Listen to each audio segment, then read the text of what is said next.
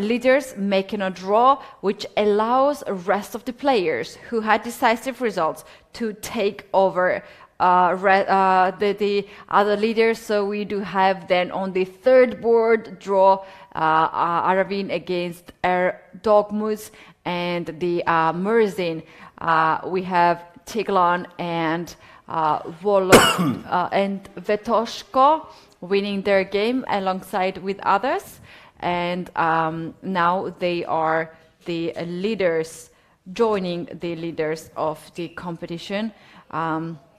Very tough day that players had yesterday. You can just see by the results. The main result yesterday, apart from the fact that 4 players won with the black pieces, which is extremely rare in these situations, but those results, some of them surprising, leave us with the ranking, the top 10. This is a really cool graphic. You can see easily that Pan Inian is on 6.5 out of 7, leading the tournament. But look, Kitty, how many very strong players are following him with 6 points, but even with 5.5, I mean, any of these players, if they get a 3 out of 3 win, they could easily win the tournament. Our IM from Austria, Dominik Horvath, with his loss yesterday, has just dropped back to bit, but he was the early leader, so he'll have a good tiebreak. And also, I would highlight both Bryce Tyglon with 6 points, international master. He's performing 2700, so he's on his way to get his Grandmaster norm. And also highlight Volodar Murzin. I mean, he's only 17 years old. He's just finished in Montesilvano, Italy, becoming vice world champion. And now he's on 6 points, very young and already fighting for the top scores of the tournament. But anything can happen. Quite a few Indian players, 4 Indian players in the top 10. I mean, and Shtourman waiting for his chance to strike at the first place. Anything could happen today. Anything can happen today. It's time to take a look at the pairings, what we have on the table today. I really wonder who will be the opponent of Inian and who will try to stop this guy. He is doing amazing, actually. It's Volodar. Volodar is floating up as he has 6 points and Inian has 6.5. The strongest player floats up to catch. Yeah. Floats up to catch the leader. Volodar plays with the white pieces. That suggests to me that he will try his best to win the game today and overtake Inian in the score table. But Inian is playing very well. It's slightly weird because normally, Ketty, when a player has more points, he gets to choose his color according to the Swiss system. Yesterday, Inian played with black. He defeated Horvath with black. But as he won a game by forfeit against Lennart, that means his color schedule is different because he didn't play that game. So that's why he's repeating 2 blacks, which is unusual because normally the player with most points chooses his color. And as he played with black yesterday, he normally would have gone to white today. But he's repeating black because of the forfeit with Lennart. And also Volodar himself had black pieces yesterday. Correct. So as he has higher rating, we do have now the this situation with the color. Let's take a look once again at the playing venue. Check it out if all the players are at the board, just to check out the situation. Funny fact in the playing venue. What I just saw, I was there right before the start of the round. There we do have this streamers corner, and we have some of the players streaming, and we have 2 streamers facing each other. Oh. That's going to be really a lot of fun. So let's now take a look of the playing venue full screen. Maybe we can spot them out. I did see today there was a streamers dinner. They were having dinner all together, which was quite nice. And you know, probably talking about the tournament, how to stream, even technical details. That was quite nice. And I can see. I think it's Jules against Alexander, although I might be mistaken. But in the first board, I think it's them. Yeah. So of course, both cameras are streaming. They could probably just use one and stream it to both players. But each of them has their settings and their own lighting details and whatnot. So this will be quite interesting to see how this one pans out. And the funny thing is they've closed the curtains again which it must be something to do with the lighting, Ketty, because it's such a nice view. It was very sharp light today. I barely could stand there and see anything, so that It has to do with it's not a surprise Yeah. that But today look, we have another beautiful day. Yeah. Lovely December. But for the viewers, the hotel the venue of the hotel is exactly standing now looking onto the beach, and at the bottom of the view you can actually see the golf course which is next to us. So not only the Sunway hotel allows for a good chess tournament, but if any viewers also like to practice their golf, it's actually called the Sunway Golf Hotel. So there's a golf course. I actually play golf and I had my clubs here, but I haven't had time to go and play because, you know, Ketty, when you're working in tournaments, there's hardly time for anything else. That's right. Hopefully I'll get a chance at some point, and if not, I'll just come back in the summer and play at some other point. It's a fantastic place indeed. And our chat on Twitch says that there is another very interesting matchup. Kostya Kovitsky from Chess Dojo is playing against Atusa. Kostya, we have now him on the screen, and Atusa is another streamer. She just started to stream on her channel. She's not streaming at this tournament, but she starts to be very active. She started to have some matches with Hikaru. People Atusa, she was married to Hikaru not quite recently, maybe a couple of 2 or 3 months ago, I think. No? Yes, that's right. So it's natural that she'll also take up the same hobbies. It'll be really interesting to see how her career as a streamer goes forward. But she's not streaming here. No, she's not streaming here. Okay, so that will be an interesting one. We'll keep an eye on that game as well and see if maybe Atusa has had the preparation of openings of her husband. That would be funny, no? I've even heard rumors that maybe Hikaru will drop off and come around here at some point, because maybe they have to go to the World Rapid and Chess afterwards. So who knows? We'll see. Who knows? We'll keep you posted if we see Nakamura walking around the hotel. We'll keep you posted. We're gonna do that, guys. Michael, something weird just popped up on my screen. Board 10 has already ended. Shall we just check it out? Jules Moussard has defeated Mahdi Golami, but this might be a mistake, or it seems that White has won. But what I'm going to do, as the position seems just a theoretical position, if you think it might be a good idea, I'm going to send a small text message to the main arbiter and get the information, because this could mean several things. It could be a mobile phone that has sounded in the hall. That would be the most typical situation after 10 moves. Nothing has happened and a player wins or loses. But it also could be a technical problem. For some reason, there could be a glitch in the program. If we could check board 10, that would be easier. Are those players? No, they are actually playing. Is that Jules on the right? Yeah, I see him. No, and his there he is, he's on the left, so the game is in progress, which means it must be a technical glitch. Yes. Which is the other reason normally you see some results which don't correspond with the game.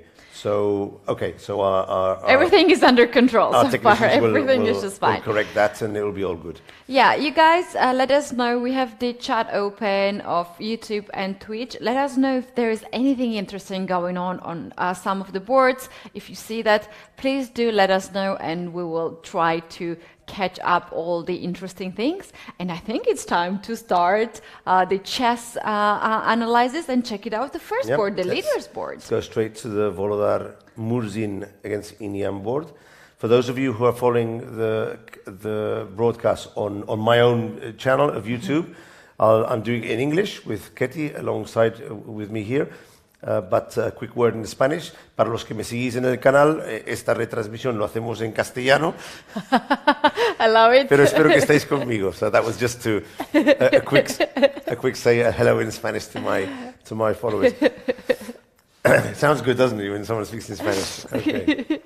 So that was good. That was good. Yeah. So we're going to go straight to the first board, and we do have a London system. Volodar Murzin has decided to go for the London system. Yeah, interesting. This is not the first time he chooses this opening.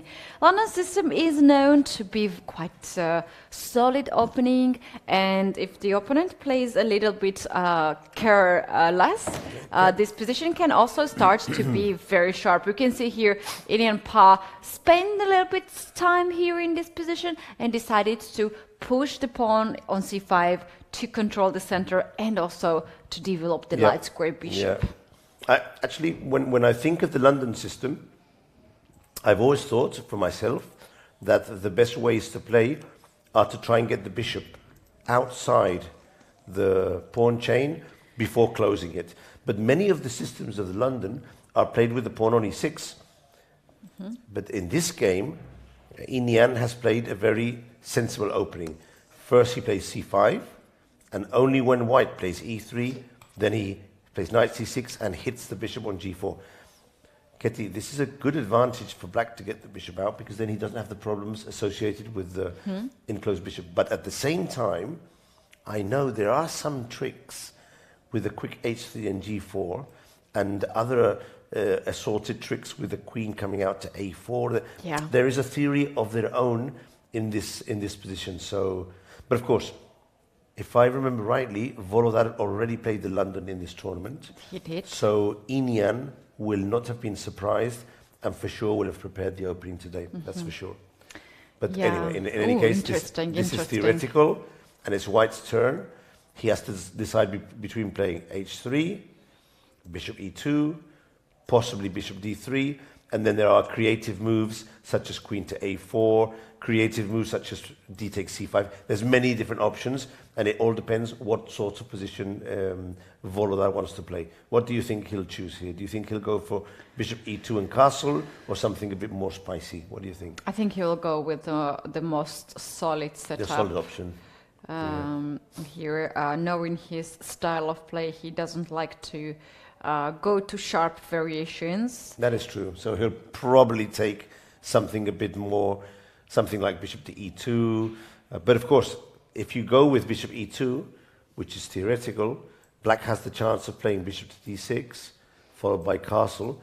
And I have to say, I would be reasonably happy with black in this position. I don't have any advantage, but my pieces have been developed well, and I think I can go to the middle game happily.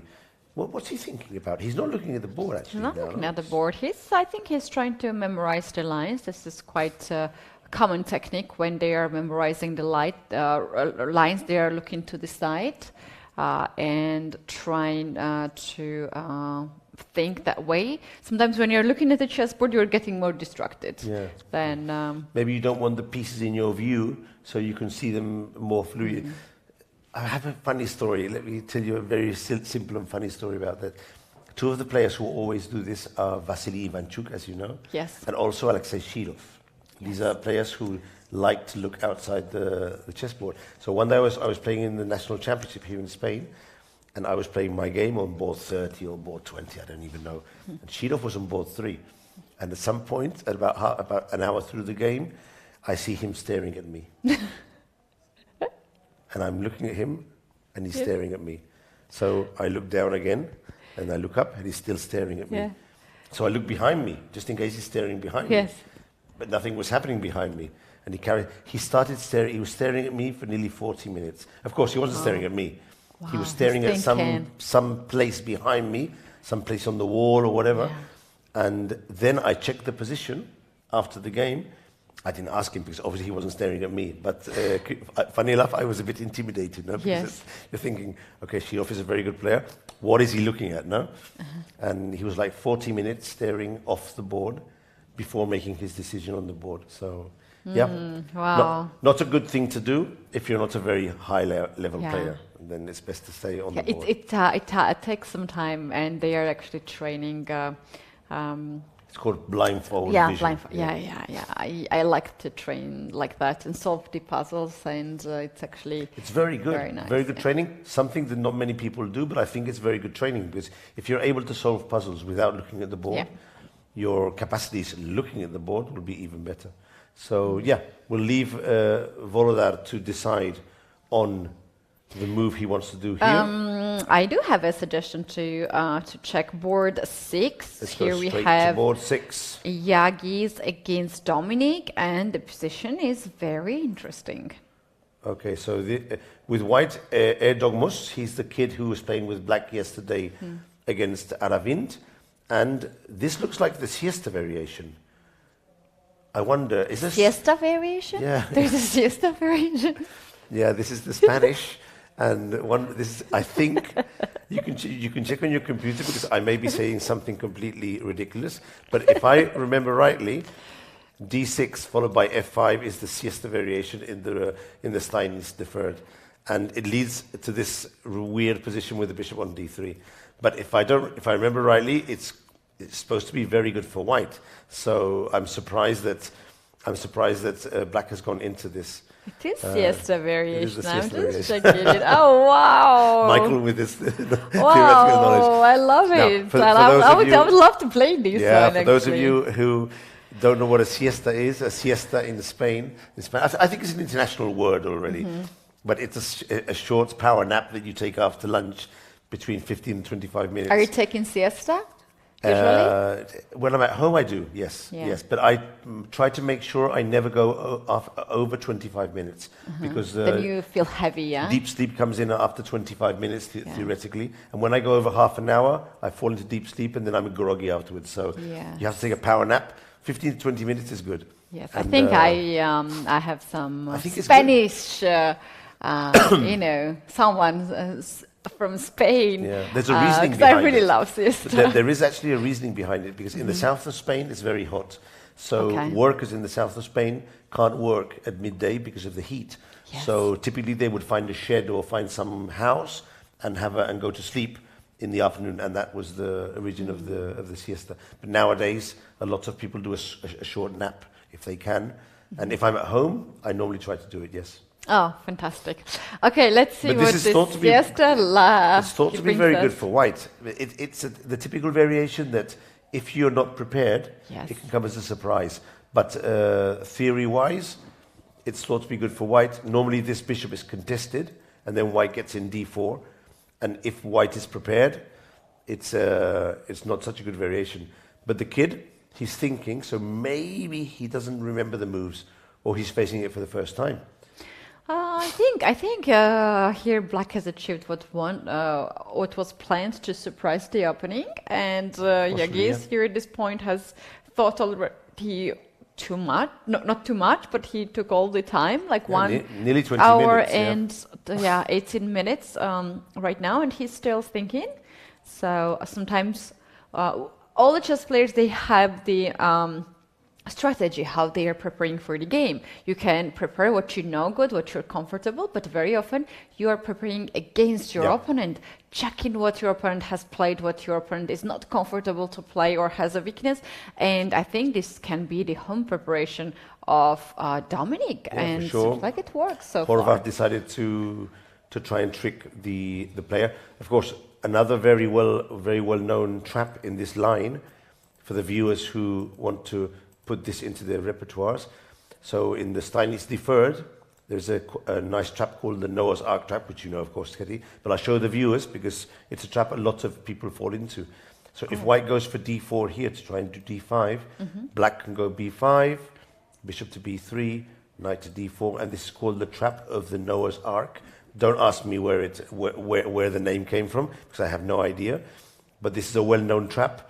And queen to d5 looks as if it should win the game, but black has bishop to c6, dropping back to d7 again, and then with c4 you end up rounding up the bishop. And there's a huge amount of players who fall, even strong players.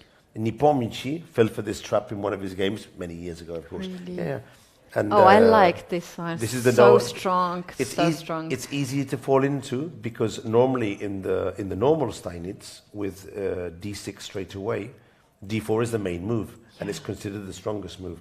But when black includes a6 first, then you have to be very careful not to play d4 on the fourth move. That doesn't mean d4 loses. There is a gambit, but you can easily fall in this trap and then you're a piece down and you're going to lose the game. So we're always learning, always something to learn. when you look at the players, top level players, you always learn new ideas. Okay, so he's played bishop to e7, and in this position, of course, white has to decide on his moves. If I remember correctly, the strongest move was bishop to c2, contesting the bishop.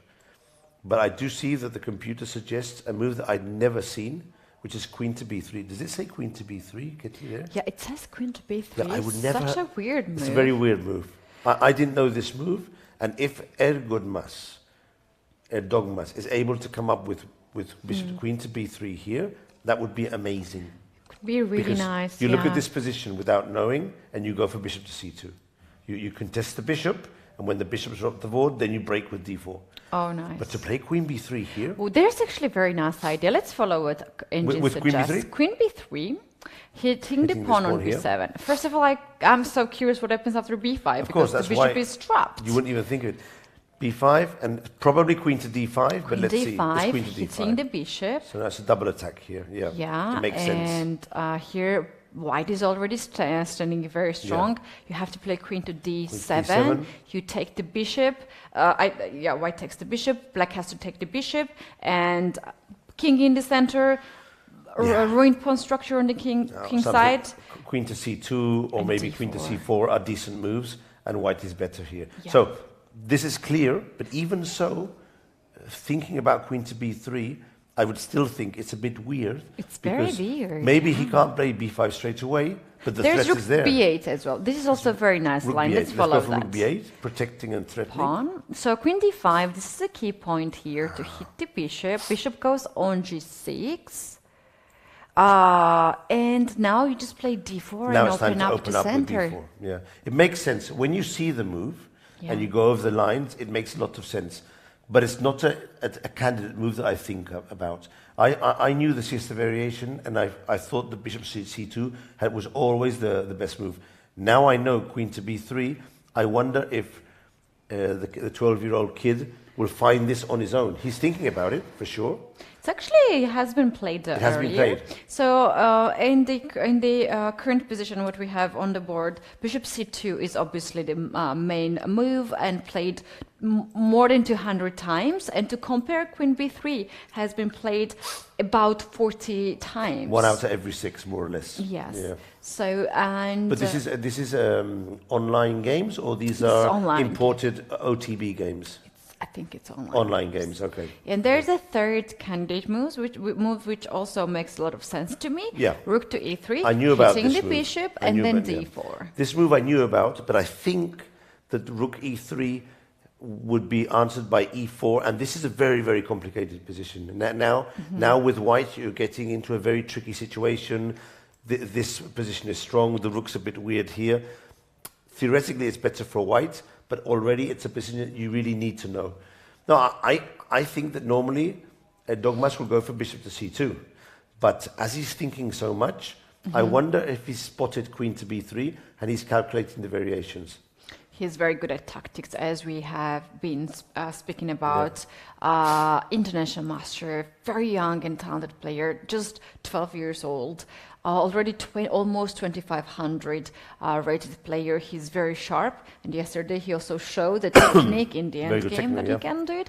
We have a question in the chat. You guys, you're free to ask us the questions as the broadcast is live. The question is about in the line of queen b3 and b5.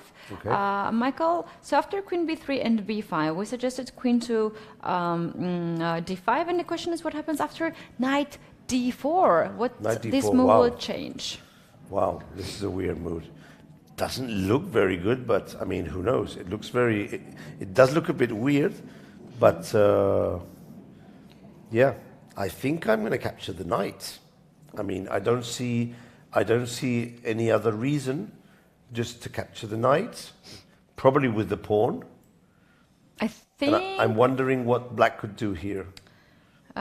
Is there some trick here which I'm missing? I don't see it, but because the only trick I was thinking of bishop to c4. Bishop c4, but then there's there's a a check check. on c6. Yeah. I think knight to d4 is not a good move. I think it's not a good move. Yeah, and if you take the bishop, then I'll take pawn. I'll take the pawn and hit the bishop. Yeah. Doesn't make much sense. I think this would probably be a blunder. Knight b4 maybe, But knight b4, I think it would happen the same thing. I just take the knight, and the bishop is overloaded. So, yeah, for our follower who suggested knight d4, it does seem that White has it under control. Has he played? Let's He looks check. very confident. No, he hasn't played yet. If he has played. No, he hasn't played. Wow, 22 minutes. That's already a lot of time. For me, that is just too much time. Too much time to make a move. Even if he's thinking of queen to b3, having bishop c2 as a good alternative, or rook to e3, 20 minutes is already too much time. So, we already have seen one of the things that the kid Dogmas still has to improve on, which is his time management when he's surprised at the opening. Maybe it was a bit of surprise for him, and that's the reason why he's taking time. But it's logical because young kids normally don't take the siesta, so it was clear that Horvath would catch him out on this one. When I was a kid, I was forced actually to have siestas. Look, he played bishop to c2. Now that's the thing. Bishop to c2 is the main move, and it's something that he can realize after 2 or 3 minutes. So if you spot another move, you can think about it 2 or 3 minutes more, but unless you're completely sure, you don't spend 20 minutes to then go back to your preferred typical move. Because then the 15 minutes he spent extra, he might be needing them afterwards. So they went queen to c2, knight to f6, and now we're just playing a theoretical. Now he has a choice. He can go knight to g5, which is very aggressive, trying to get into here and combine it with queen to b3, or he can play d4. I think that he'll spend a couple of more minutes to decide. He probably already has an idea of what he wants to do. He spent 20 minutes, but he'll take a couple of minutes and then decide between one of these two moves. Yeah, if it's a blitz game, here with black, I would be actually quite fine. After knight g5, I would play queen d7, then long castle, and we'll try to use this somehow open position on the king side. But in the classical chess, this kind of situations might cause a lot of problems. And black actually weakened the light squares a lot, and white can take advantage of that. I go with there is another very interesting position, board 23, as the leaders boards so far. Everything looks quite stable. We can take a look board 23. Domene against Ernesto, or next one. So it's this one. Kochka against Zviatoslav. Barakusta, this is the player who yesterday played with Volodar. The young kid from Ukraine. Young kid from, and for instance, a lot of our viewers know Kusha because he's a very active player on chess.com. He has very high rating, and also is a part of the Twitch community. I think a lot of streamers know him. He is originally from Iran and lives in Canada. And traveled all the way here to play this tournament. They had actually very interesting position earlier, and a little bit weird for me to see how early they decided to bring the queens into the game. So we are now... Everyone knows the trick here. We have to show that. Show the viewers, because knight to d7, which looks okay, is not okay when you receive mate on d6. This is a good mate and one that everyone should have in their opening patterns. So knight takes e4 is typical, and queen to d5. Yeah, and here anything can. I've seen queen takes queen. I've seen queen to h4. I've seen queen to e2. I've seen d3. I've seen so many moves here. What did white play? Queen to h4. Queen to f5. Hitting a pawn on hitting pawn on c2. That's a nice move. c3, going for d4, and queen to d4. So he wants to exchange queens off the board. He played so many queen moves here. Queen to d3, wow. Both of them are trying to exchange the queens on their terms. Yes. You want to exchange queens? Okay, but first you'll have to open up my file. And h5. He wants to push here, bishop to e2, and now you're forced to exchange, and h3. Now, who is better in this endgame? Hard to say, but it's very equal. It's very equal. You know, the Caro-Kann has the fame of being one of the most solid defenses for black. And if you're content with playing a positional game, for example, for players such as me, a bit more veteran, we don't calculate so fast. The caro-can is an excellent weapon because you can, in many openings and many variations, you can get a calm position, sometimes even without the queens, and then you just can play sensible moves and wait for your moment to grind down your opponent in the ending. So it was a fun one, this. Oh, this is a weird move. That one I wasn't expecting at all. I understand what it's going for. He wants to play g5 to do overprotection and avoid any of these moves with the pieces. Yeah, bishop g5. But it's still a bit weird, a bit weird. I'm not sure if black will at some point feel sorry about playing this move. Okay, we'll keep an eye on this one. We're going to keep the eye on this one. Board 23. This one here, and we'll come back to here in a while. All right, and also on the board 2, we do have Shtourman against his opponent from Ukraine, Volodymyr Vetosko. Yeah. And they have already traded the pawns in the center. Yeah. This typically comes from a French, but it could come from a Sicilian as well, because the knight on b3 and the bishop on a7 suggest one of the lines of the Polish Sicilian. But I'd have to go through it to make sure. Yeah, it was the Polish Sicilian. Exactly this line. So sometimes, by looking at the position of some of the pieces, you can easily get an idea of where the opening might have come from. But you can never be sure nowadays. Okay, this is a funny move. I think it's theoretical, but it's not a move which you'd think of so early in the game. Normally we go for development moves. So e5, and of course after d6 we have to exchange it off. Now what to say about this position? White is always slightly better in these positions because he has a small advantage in the development. The bishops will be exchanged and white will probably go long castle. And the thing is, after the long castle, maybe the queen on d6 will feel slightly uncomfortable. Yeah, this type of position is always slightly better for white. But of course, a lot of game to be played here. Did you notice that Volodymyr is already spent more than half an hour of time? That's a lot of time. Yeah. Have to spend. Yeah. I think he was surprised by this e5 move by Shtourman. Yeah, and Shtourman once again blitzing out, and he said scaring out the opponent. He said to you, told me that sometimes he doesn't have it analyzed at home, but he plays fast, simple moves and just puts the pressure on his opponent. That's right. Even though he might not be doing the theoretical moves. It's an interesting strategy. I might have to adopt this strategy as well. If your opponent is thinking, stay sitting down, think of your move, and when he plays, boom, blitz it out. A risky strategy, but maybe effective. Maybe effective indeed. Let's see how Bryce is doing on the third board. This is an important game today. American match. It's an American match. It's an important one. First of all, Brandon is playing very well here. He's one of the leaders with the black pieces. And Bryce Tylon, he's playing for his Grandmaster norm. So this is a very important match. It looks like Ruy Lopez, in which White has allowed his opponent to play bishop to g4. So this is not very common. Let's see how this went. It was a Steinitz as well. That's the second Steinitz of the day. Oh, wow. And White played castle and allowed this variation. b5, bishop b3, knight to f6. And of course the thing here always is, how do we get this knight unpinned without losing the pawn on d4?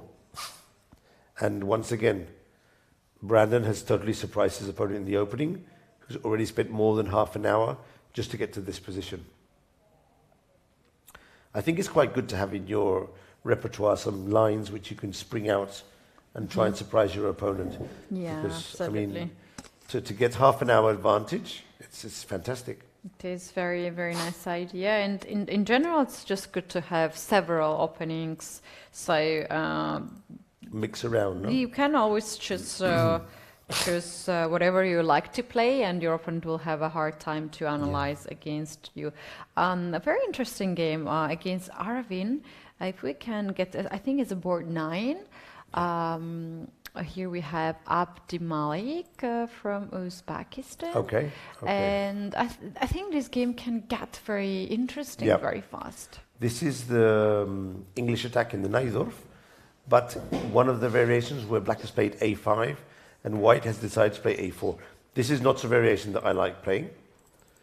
I have it in my repertoire, but I never go for this line because I don't like at all to play a4 and then long castle. It's something I just don't like to deal with. Theory says it's okay, but it's not one of my preferences. You know, Ketty, sometimes there are lines that you know that theoretically they're okay, but you don't like playing them. Yeah, because, for sure. Because you're not used to it. It's not the type of position you want to play. And this is one of them. Because, I mean, I want to attack him, okay, because my king is on the queen side, his king is on the king side, but I don't want him to attack me. And if I play a4, already his knight can go to a very strong square. His rook can come to c8. I'll be facing rook takes knight at every move. It's something I don't want to deal with. So I normally play the line in a different way to prevent this a5, a4. Do you agree? Would you prefer to play with a4, or would you leave your pawns on the second rank if you're non-castled? I usually like to leave it as far as possible from my opponent. So I have been taught that it's better not to push the pawns on when you have castled king there. So your opponent will have more, have to spend more energy to open up the files. But nowadays, with the approach of the computer, with the help of the computer, they show us a different perspective. And somehow you are thinking like, okay, maybe this is not so bad actually to stop that, to get b5 square under the control, and just to somehow stop that pawn going forward and win the time like that. For sure, black has here a lot of ideas to open up still the center, maybe somewhere d5. You showed here rook c8 and rook to c3, and the a4 pawn will hang. But with the engines these days, somehow we're also learning how to deal with this. They find solutions for everything, They find solutions for everything. And especially if black decides at some point to capture the knight on b3, although the queen side is totally wrecked, the bishop will come to c4 protected by the pawn, and it will make a sort of stronghold there. So it's never easy, but if you do this, you really need to know deeply the middle game structures and have analyzed it at home. So if not, then it's going to be a bit difficult. Yeah, I'm sure here Aravin is considering d5, because in Sicilian, if you can get rid of the d5, d6 pawn, open up your dark square bishop. That's what you want to do. I think black has played. Oh, he just made the move. So let's see what he just did. G4, he played rook to c8. Okay. Which might be threatening rook takes knight at some point. I'm not sure if immediately. And if not, at least it does threaten the pawn on c2, which does allow to play d5 on the next move. Oh, can I show you one funny line? Let's say white plays here.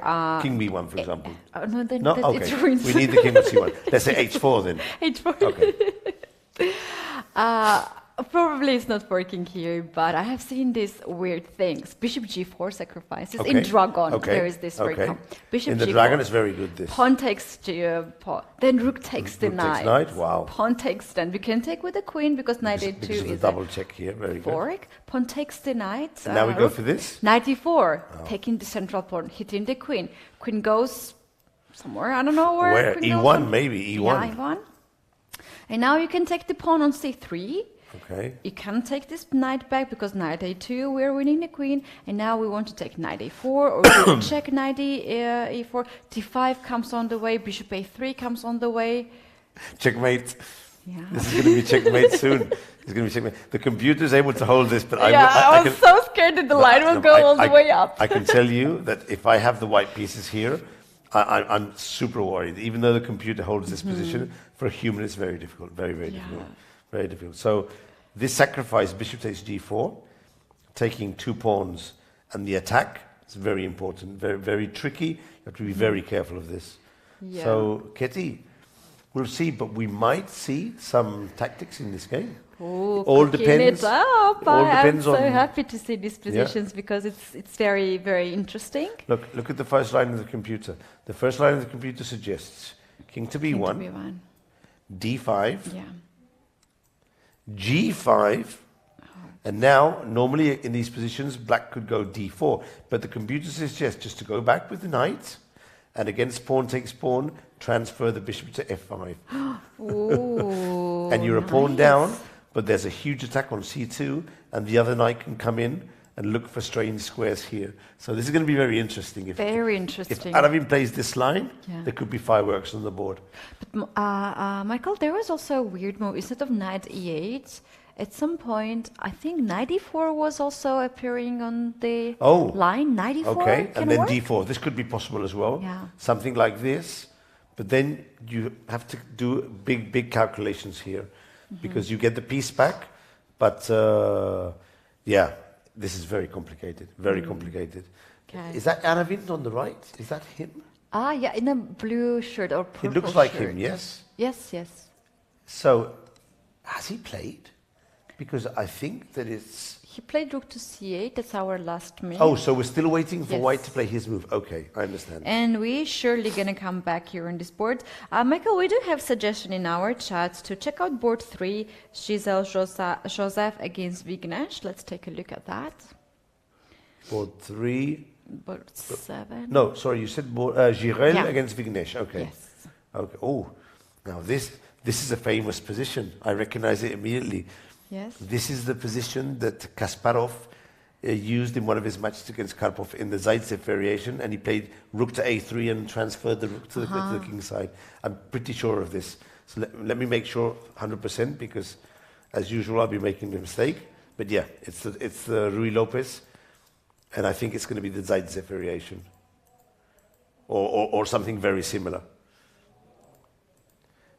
And white does the typical maneuver with the knight.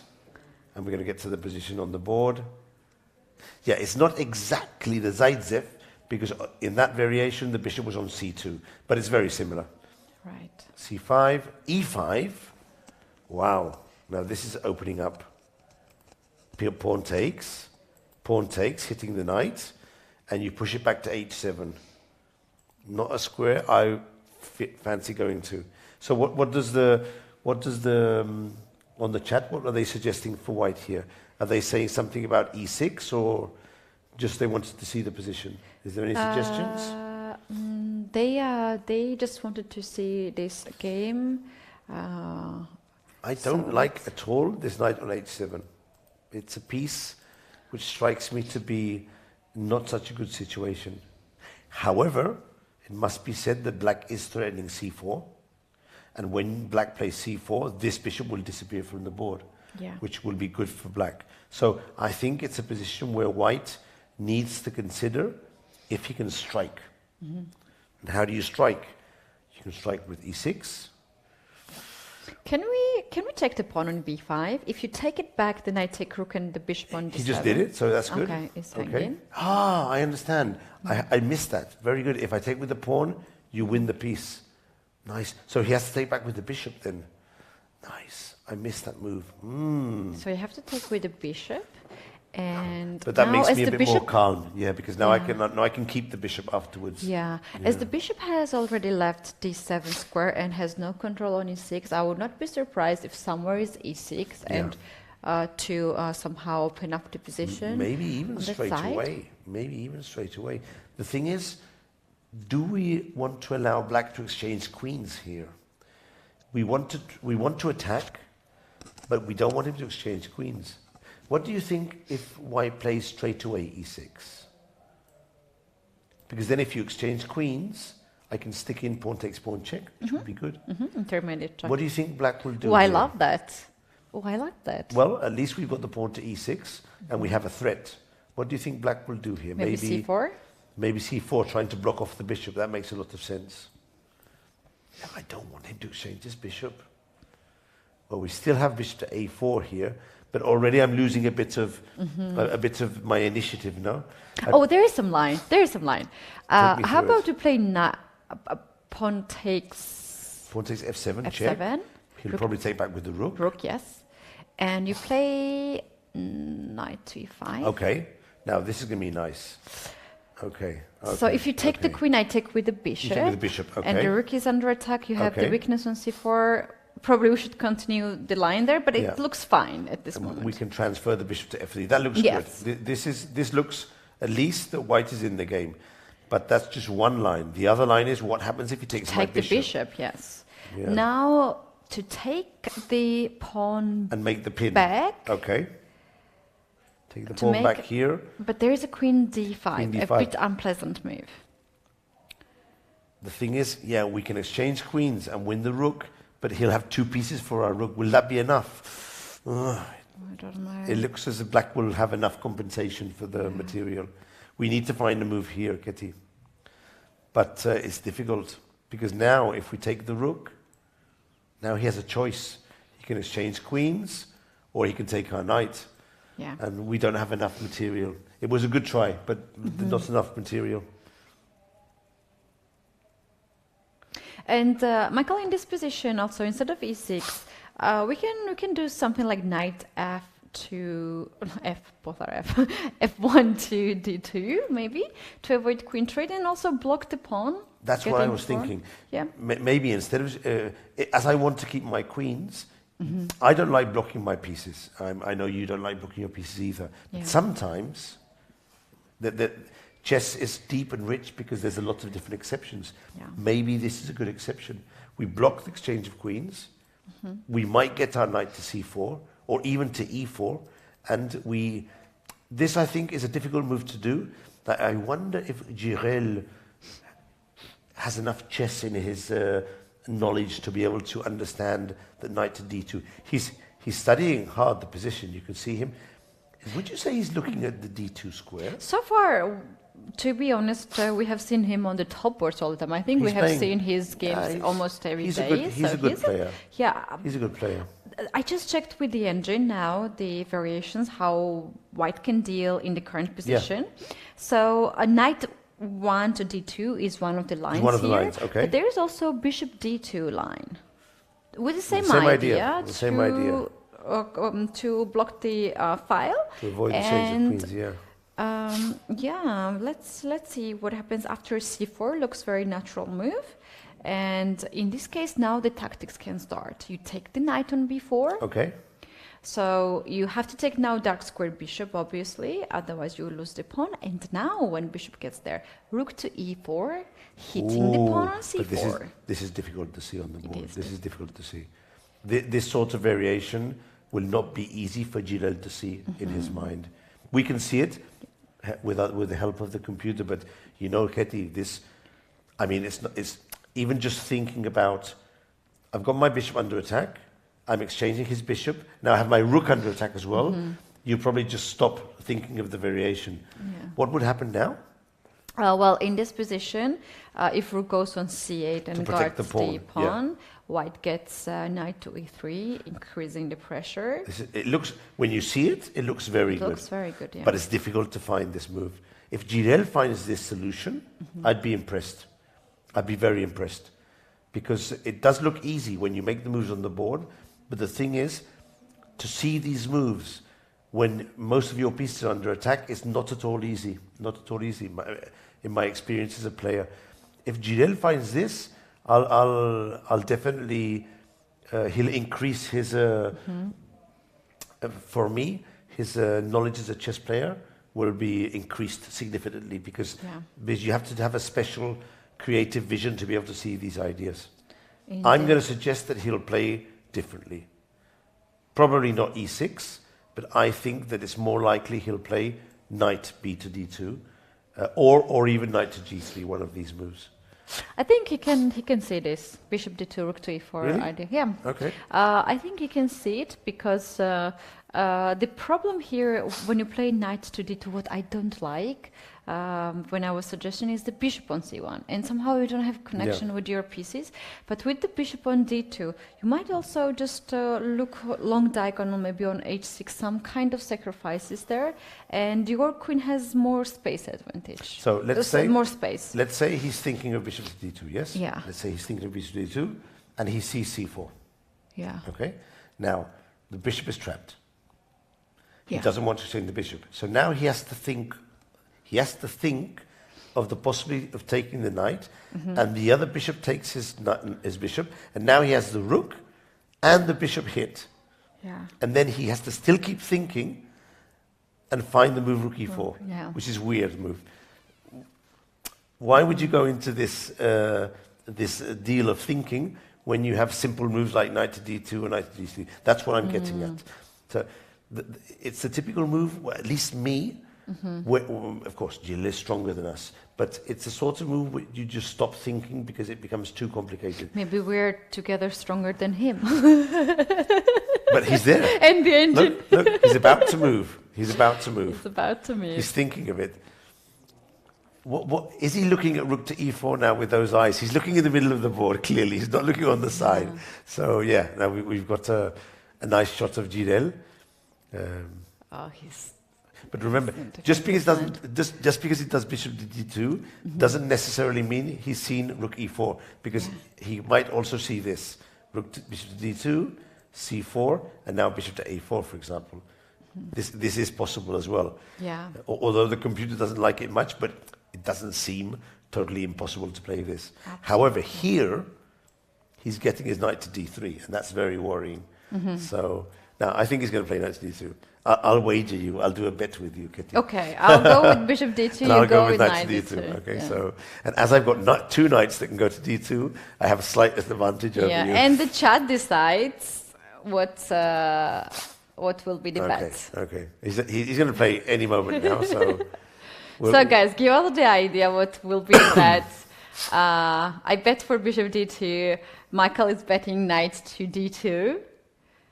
And what do they think they'll do? Meanwhile, we'll go and check another game. Let's see one of the ones we haven't seen yet.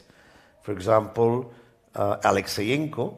He's recovering points. He's now on 4.5, and he's on board 4 because of the upgrade to the board. So he has an Italian. As we mentioned during the week, Alexeyenko is the current winner of this tournament, but this year he's not on top form. He's not being able to prove his huge chess skills. It's a funny thing, Ketty, a player that wins 1 year and then the next year is not performing well. So what could that be? It's the same player, the same venue, just a bit of bad luck, maybe bad form? Talk to me about this thing, about the form of chess. Why players sometimes go you through might different feel a forms. bit pressure because you have already achieved the maximum from this event, and events like this, the open events or the festivals, they like to invite the winner of the previous tournament as a very special guest, and somehow you want to at least keep the first place, leader's position, because even second place is a little bit odd because you are the winner of the. Yeah, this might be. Another thing is that you just need to have a good form. And as this is already the end of the year, many of the players have already played so many games. Somehow, after pandemic, we have a lot of tournaments.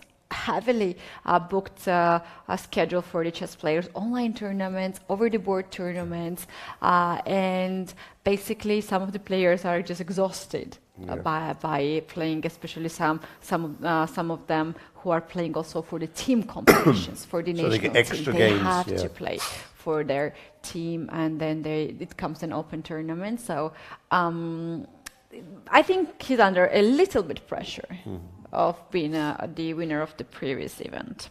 Are you following the Firozja situation? Are you following that? So Lennart came here to win these points to be able to overcome Wesley So in the rating list.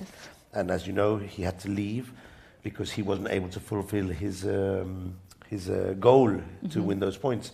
The day he left, Firozja started a match in France against 3 grandmasters, one grandmaster after the other, to gain some ELO points.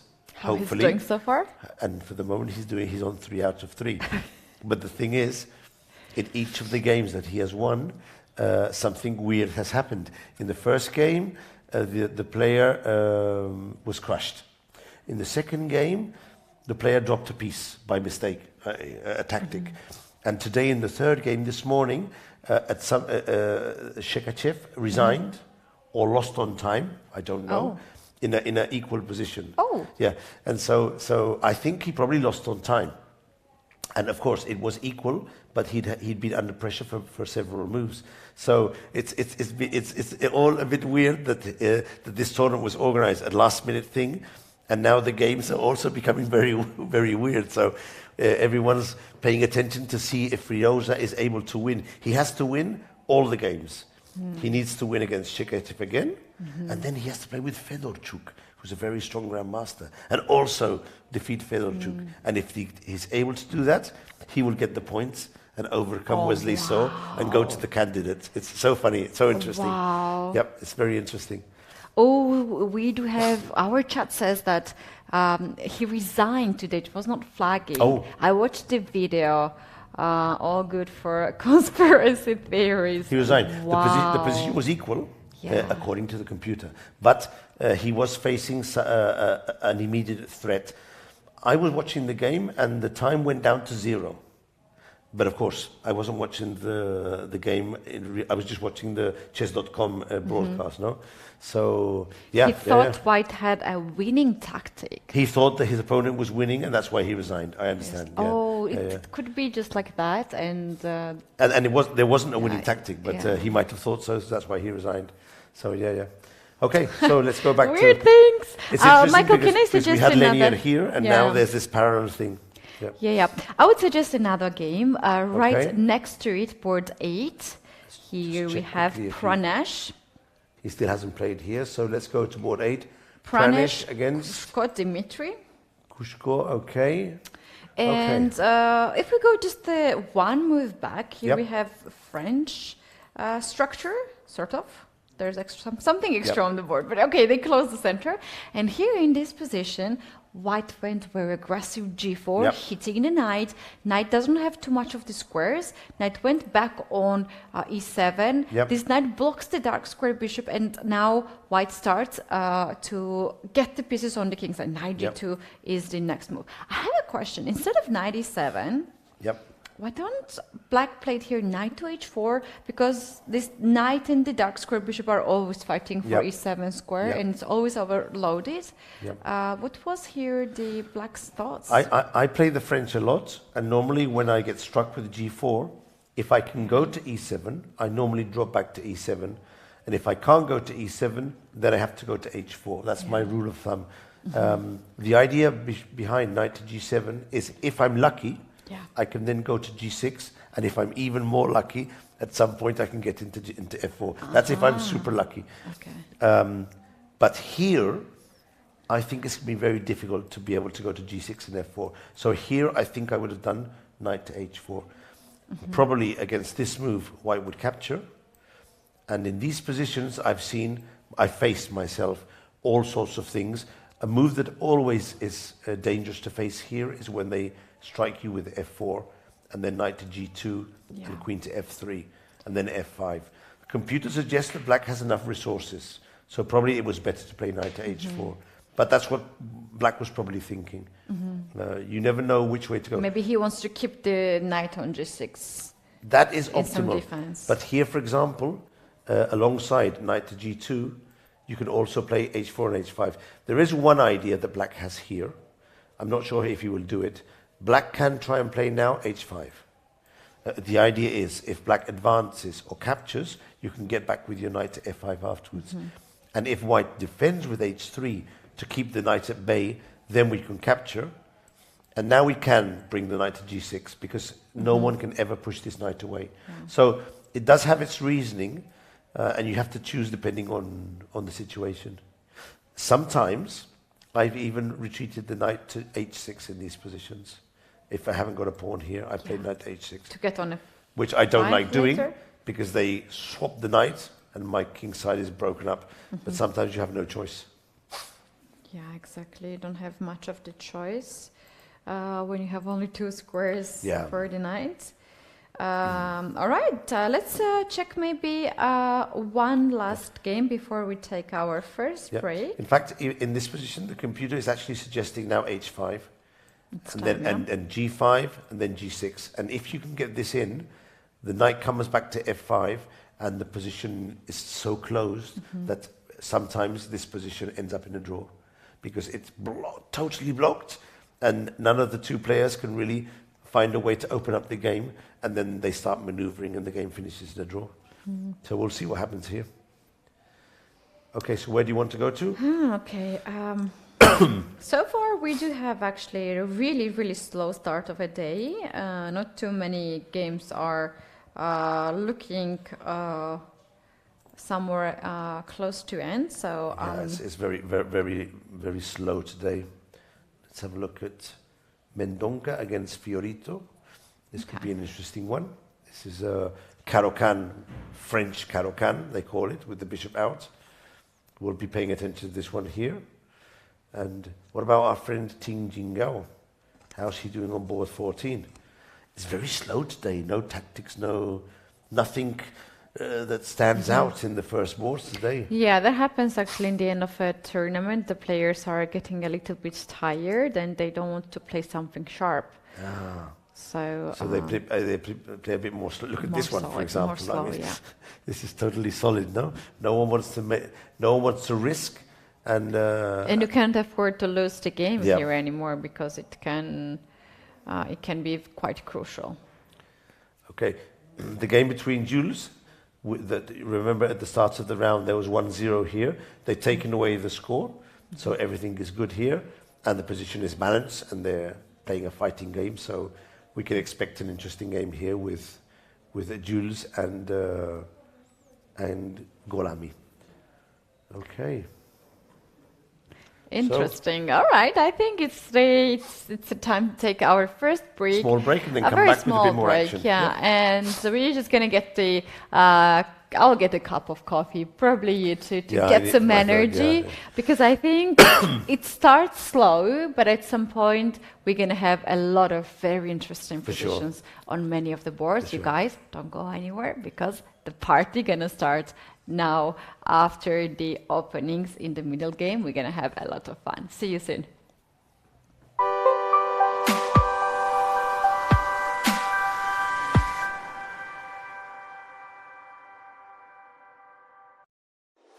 Checkmate the climate change.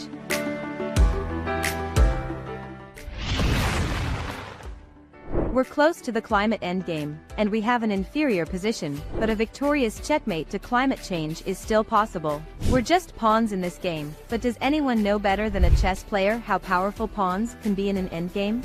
At Chessable Sunway Sige's International Chess Festival, we recognize the power of isolated pawns, but we love to play in coordination. We can castle and wait, but we always preferred dynamic moves. This is why we ask you to embark with us on this journey to help raise awareness in our beloved chess community. One move at a time, and we'll see if a small advantage becomes decisive one day.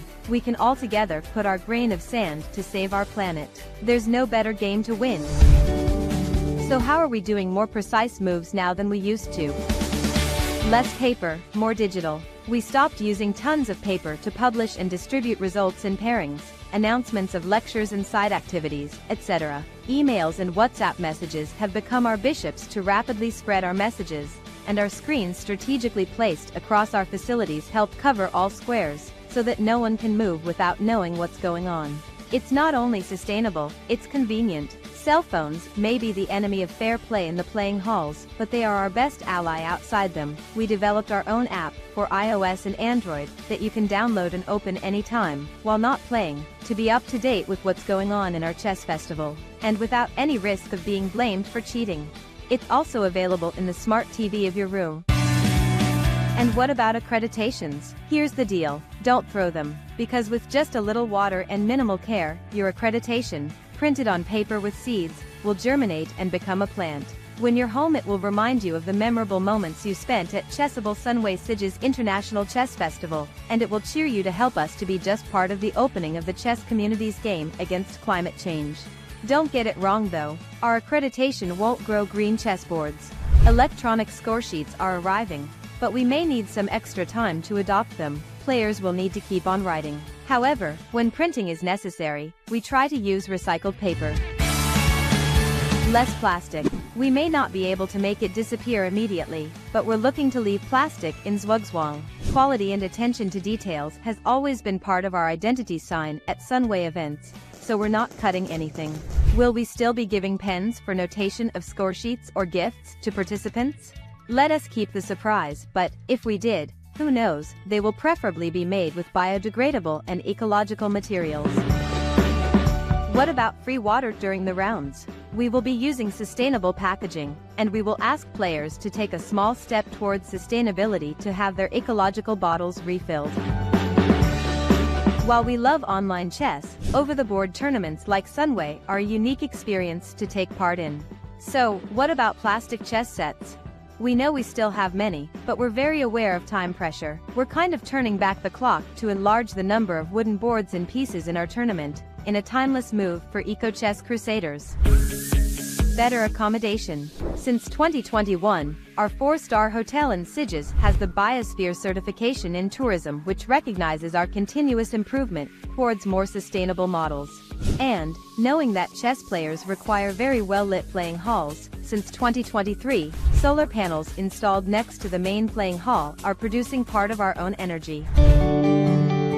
There are many other measures that Sunway Playa Golf Hotel and Spa, venue of the Chess Festival, has been introducing during these years to reduce its carbon footprint, improve water efficiency or allow energy savings, like changing almost all lighting to LED lighting, or installing motion sensors to activate lights in the hotel's less crowded areas, detecting even the quietest chess players. Sensors in windows and doors limit the useless operation of air conditioning machines when those windows and doors are open. Taps in restrooms have been changed to prevent the waste of water, which is precious in our warm Mediterranean location. Amenities left in the rooms for guests are biodegradable and ecological, etc. All guests at Sunway Hotel and Apartments have free bicycles to facilitate their mobility, reducing the environmental impact of transportation. There's no more enjoyable and sustainable way of entering a game or of mentally analyzing your moves after hours of concentration than to cycle along the seafront promenade. And for those who don't want to cycle, we also provide free bus passes that will allow you to forget your own car during your stay in Sitges. Responsible F&B management. Just in case players haven't eaten any opponent's pieces during their games, we make sure they have enough quality food and beverages in our restaurants at Sunway Playa Golf Hotel and Spa. Purchase from local suppliers, when possible, to reduce the impact of CO2 and promote proximity trade is just part of our game strategy. It's not only time we don't like to waste, so we use efficient waste management to get a better endgame position. Selective garbage collection, or use of returnable glass bottles and other containers, are our defense, no matter if Sicilian, Slav or French, against environmental degradation. And our openings list includes the use of biodegradable and recycled single-use items such as tablecloths, straws or napkins. Let's talk coffee. It's organic, it's sustainable, and it's in a biodegradable cup. Even our coffee beans are in on this eco-chess game. And we don't forget the quick response QR codes, which are available in our restaurants, and they remind us that a quick response is what our planet needs. Chessable Sunway Sitges Chess Festival was born 10 years ago with a mission, offering quality and taking care of details. We want every player to feel like a grandmaster. It's time to expand that mission for our next editions. We want every player to get a grandmaster in sustainability norm. We're far from perfect, but we're studying, training and calculating to improve. Climate change seems to be using the latest version of Stockfish, but working all together can build an unbeatable database of ideas to checkmate it. Welcome to our Green and Sustainable Chess Festival.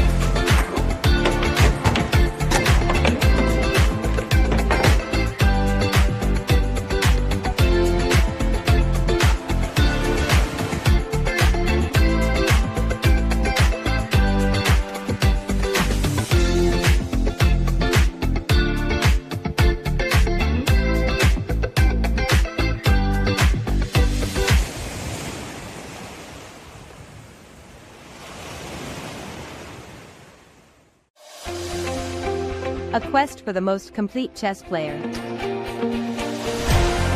Can you think of a chess event where anyone can win, regardless of whether being a grandmaster or an amateur? Can you think of an event where a win counts more than 2 draws? Can you think of an event that rewards players who enjoy playing more chess games? Can you think of an event that combines different chess variations? We think it is possible. It will be so fun that it should not be a closed tournament, but open to every chess player. And there's no better moment than the 10th anniversary of our Chessable Sunway Sieges International Chess Festival to announce a new way of enjoying over-the-board tournaments even more.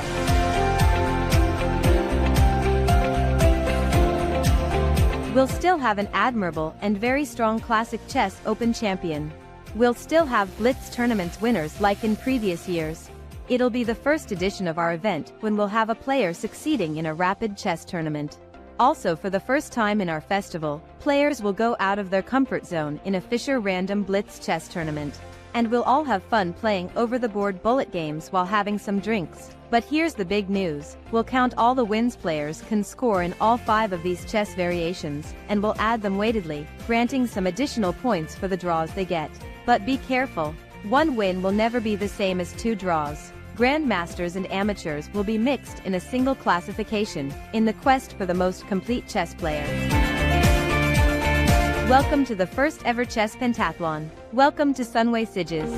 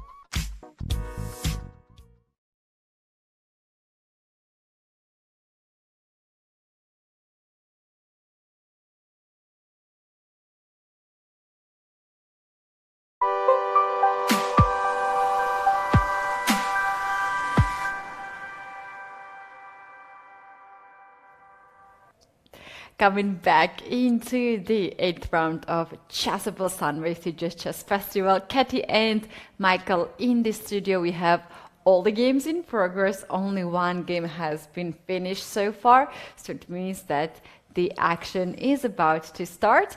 Earlier we had a competition in one of the game on the board 7. We were speculating with some of the lines, and we were thinking that bishop to d2 or knight to d2 would happen. So Michael, I think we can have the position on our screen and check it out. It's who on won board, our bet. on board 7 between Jirel and Vignesh. Katie, not for you and not for me. Neither of us were able to decide the move that Jirel played. We were speculating on keeping the queens on the board, either with bishop to d2 or with knight to d2. But Jirel, after spending quite a lot of time, nearly 25 minutes, a lot of time actually, so he definitely was considering these different options, but he decided to exchange queens, which I don't think is the best move, and then finish his development. The problem with this is that although his pieces seem to be going to good squares, black has good compensation now with all these pieces coming into the position, which is what his opponent does. c4, and now, if he wants to, he can play knight to d3 or bishop to c5. And these moves look quite aggressive, and the only badly placed piece is the knight on h7. But you know, Kitty, sometimes you have one piece which is badly placed, but the rest of your pieces are doing a lot of interesting things, and then you normally are quite happy with just having one bad piece if all the rest of your pieces are doing well. So black is better here. And okay, we'll have to keep an eye on this one and see if later on the game becomes equal or black increases the advantage. Look, Absolutely. he just played knight to d3. Knight to d3. And also, Michael, here, the rook is under attack. Where are you going to get this rook? If you leave the e file, you will then... if you leave the first rank and go rook d3 or rook to d2, then you're going to have the back rank issues like bishop a4 actually wins the piece right away. You play rook to d1 or rook to f1, maybe knight g5 to trade the knight and hit the pawn on e5 right away. I agree. If the rook moves away from the protection of the e5 pawn, this is a very nice move, because not only you get rid of your bad piece, but you also undermine the defense of the e5 pawn, which will be attacked by the knight. Black has the initiative here. It's still, I wouldn't say that black has a winning position, although the computer does suggest it is winning, but in human terms, I'd say there's still margin for a draw. But actually, if I was playing with white in this position, I'd be trying to find a way to simplify and get to a drawn position. Luckily for him, even if he loses the pawn on e5, if he's able to exchange the queenside pawns, he might still get a draw due to lack of material. But yeah, clearly white is doing worse in this position now. Indeed. Shall we go back on the first board and check out how Murzin and Inian are doing? This is the first board, and Inian Pa is the sole leader with 6.5 points after 7 games that he has played. We can see that Voldar just played e4, trying to get some space advantage. He's opening up, trying to open up the position. He has given up his light squared bishop. That is important, because in these French sorts of structures, having the light square bishop is very important for the attack. However, it seems to me that white is ahead in development. If black is able to develop his bishop and castle, everything will be good. But black is nearly three tempi behind in development. So white is trying to open up the position and get his rooks against the king before black can castle. Will he be able to do that? Stands to see. Stands to see. I think that black will exchange pawns. I think, or maybe exchange knights. Try to exchange a couple of pieces and get his bishop out and try and do castling. Michael, what's the time tells you here in this game? Here Murzin has 44 minutes, and Emilianova has 1 hour. It's a bit of time difference. It's a bit more time. They're on move 14. You know, Katie, when I look at the time, I normally try to equate it with the complexity of the position. If the position is very complex, then having less time is a big problem. This position doesn't seem to me too complex. It's a relatively slow position, not too sharp. The white's pieces and black's pieces normally go to simple squares. I don't think for this type of a position the lack of time will be a big problem.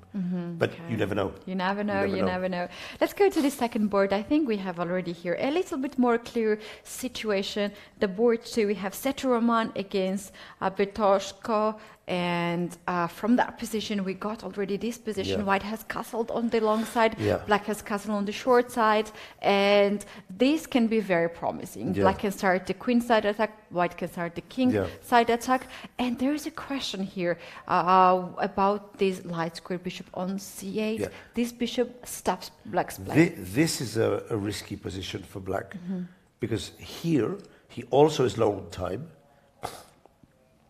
They're more or less on the same move, but he can't get his bishop out. Now, when you can't get your bishop out easily, you spend a lot of time trying to find the way to equalize the position. So in these positions, the lack of time could be a factor. And in fact, I don't really see a clear way to get this bishop out comfortably. It's not easy at all. Look, he just played e5, seemingly a decent option, because he does want to bring the bishop out to e6 and solve that problem. But I'm not totally sure if this is going to work for him, because there are some ideas here. Of course, I would probably play something like knight to c5, but I see the computer suggesting a move which I wouldn't think of, which is bishop to g2. I'd like to try to understand why would the computer suggest bishop to d2. It's opens e4 square for the knight. Maybe that's the idea. Knight e4, knight to d6 is one thing you can do in this position. Maybe that's one of the ideas, yes. It seems, I don't know, it seems a bit slow to me. I understand what he's going for, but again, this bishop to g2, Ketty, this is basically what we call a computer move. It's not the first move that would come to mind to any type of master. The masters would probably think of maybe doubling rooks, maybe knight to c5. Knight a4, knight b6. Knight a5, knight b6. These are the moves that come to mind. Not so much a move such as bishop d2. So other moves here, for example, here it suggests f3. This might be a move that comes to mind, f3. Just controlling the center. And if black plays bishop to e6, then maybe we can hit him with knight to c5. These are moves that come to mind as more natural and more simple. So white is better here, but there's still a game. Still, the game is on, and black is fighting for now the light square bishop to be developed. We can actually go ahead and check all the games, or we can go to that game of Erdogmus against Horvat. It was very good, very interesting position. That was on board 6. This was an interesting position when we left it before. Because I think we left it just a bit earlier. In the siesta position, the one we were talking about, And they've equalized on time, so Horvat has also spent quite a bit of time. And they're more or less inside one of the main lines of this position, where black is trying to develop pieces for the attack, and white is undermining the e4 square. And according to the computer, this last move, bishop to d6, might be a mistake. Might be a mistake, according to the computer. And of course, he's abandoning the pawn on e4 for the attack. So let's see what happens if I capture the pawn. If I capture the pawn, black will want to do the attack here with knight to g4, but I'm wondering if this will be enough. I'm wondering if I can play just e5 here and closing off the bishop. Where is the decisive attack for black in this position? Do we have an decisive attack? I was thinking queen to h4. But here I thought maybe with the queen I can protect the square on f2, but he's also attacking the rook, so I need to find a move here. I think he's banking on this. In his head, he has thought that this move might be good, but the computer gives just a very simple defense, rook to e2. What about rook f1 here as well? Rook f1, I'm not sure, because, yeah, it could also be good. Knight f3 is a threat. If you take my rook, I take with the knight. My dark square bishop will go then on f4.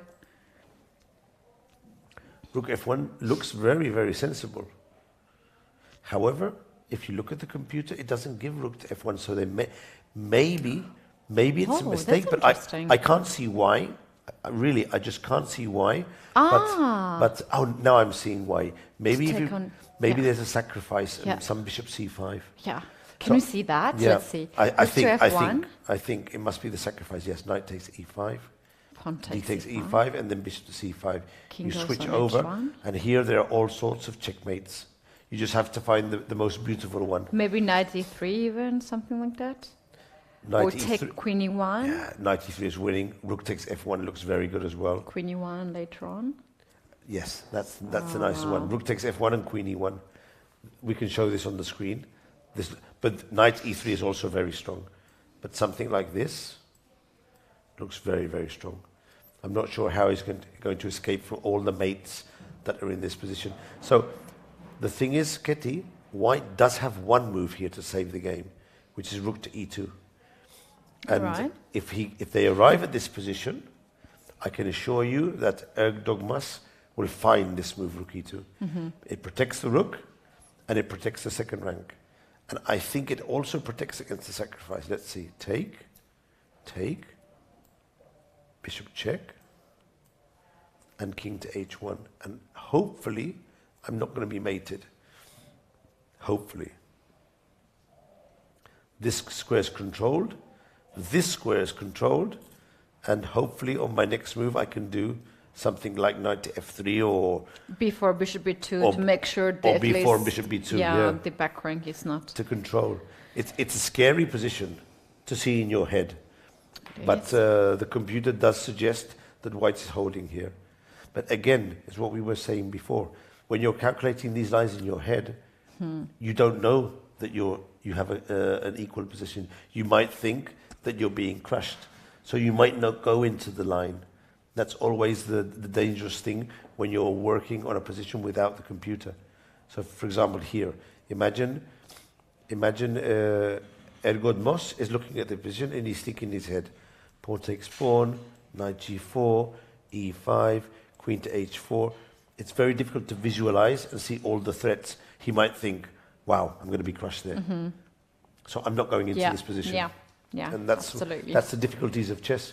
And black also has he captured the pawn. He just captured the pawn. So the first move, he did it correctly. And let's stay, just in case Horvath blitzes knight to g4. Let's see what he does. He started thinking. So now the thing is, if he doesn't go knight to g4, what other move does he have here to do the attack? Then he has to take the pawn on e4. If he captures the pawn on e4, there will be a capture back. And I'm not sure, but I think I can capture the pawn. I think I can capture the pawn.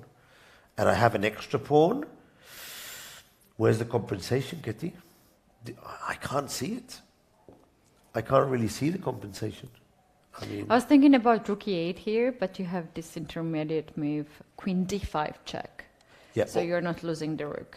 But I can also take I can also exchange everything, and I need to get my king out, but I think I'm in time. The thing is, for example, as an example, let's say everything is exchanged, just as an example. And the thing is, if you get your rook to e2, there'll be a good compensation. But let's say I'm able to play something like, I don't know, king to f1, for example. Well, not king to f1. I have to make the precise move here. King to f2, maybe. Okay, it's not so easy.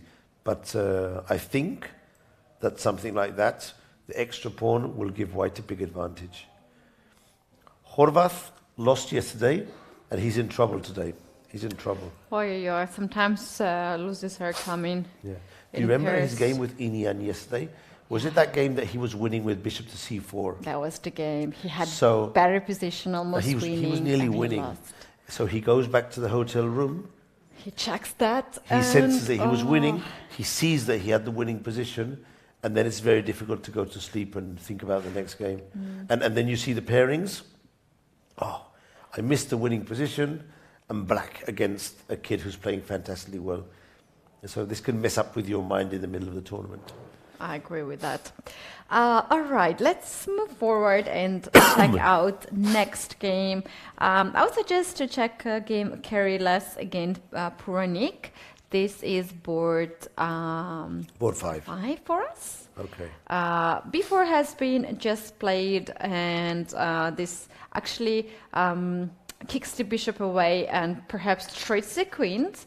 And in this position, white's king is still in the center, not castled yet. But white's king has not much of the issues for the moment. But there is this bishop on c8, which might struggle in long term in the end game, especially.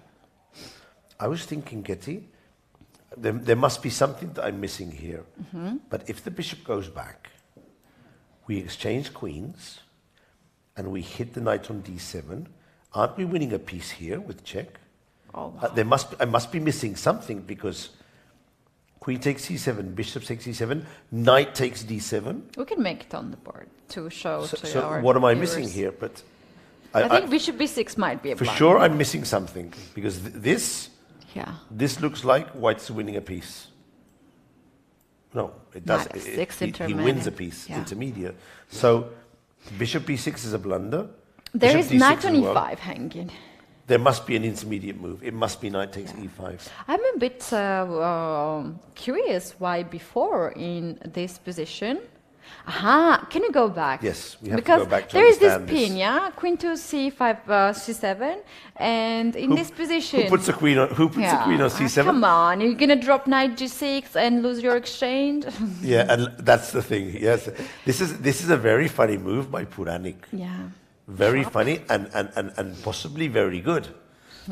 But no one puts the queen in front of a bishop on f4. This is something that you just don't do. So provocative move. Because you could easily lose with any type of discovered attack.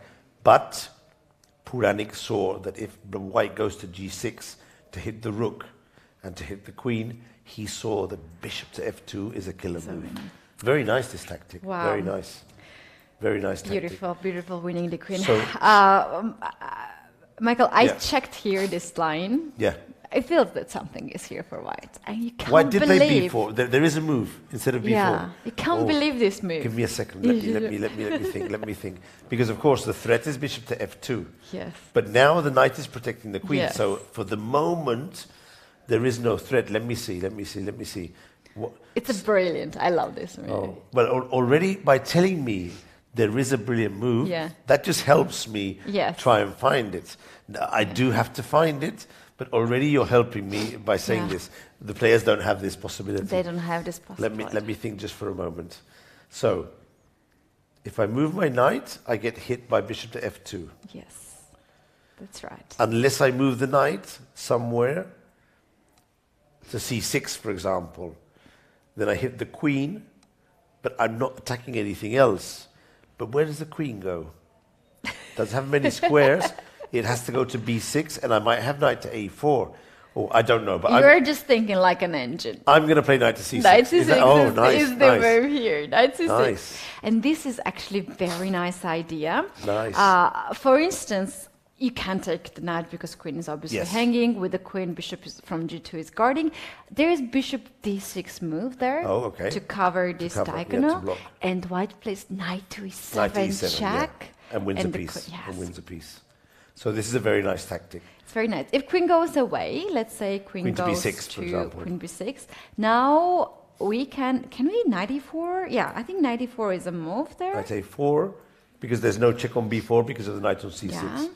Already this is looking good for white. Yeah, where the queen gonna go? It's almost like trapped there. I think he has to enter f2 and find some way of sacrificing a piece for a couple of pawns. The knight is still hanging in some lines. He might find a way to escape from here, but it's not easy. Not so easy. But there was one other move. What happens if he E5? plays e5? What happens after e5? This is the most testing move. Maybe to capture back, or maybe b4 knight now. e7 still. Again, 97, let's see. But he moves the king. And now we have to be careful because now we're under a lot of threats. Sure, sure. Maybe bishop e3 is still moved, but I see the engine drops down. So maybe there is a better move in that position instead of 97. Yeah. Is there? Is there? I'm wondering if he gets bishop e3 straight away. I'm wondering if it may be this move straight away, with the idea that if you capture on e3, then knight to e7 wins the queen. And if you don't capture on e3 and you capture on c6, then white captures on c5. It might, but it's very difficult to see knight to c6. It's very difficult indeed. So there was a chance. Yeah. That was a chance indeed for. He played b4. For white, he played b4, and has black already played b5? b5. It's a very strong move. Yeah. Also, a difficult move to see. Now there is the rook hanging, the knight hanging, the queen attacked, the queen undiscovered, the bishop is hanging, so many pieces. Very difficult to calculate all the variations here. Here you really need to be a calculator, and the Indians are very good calculators.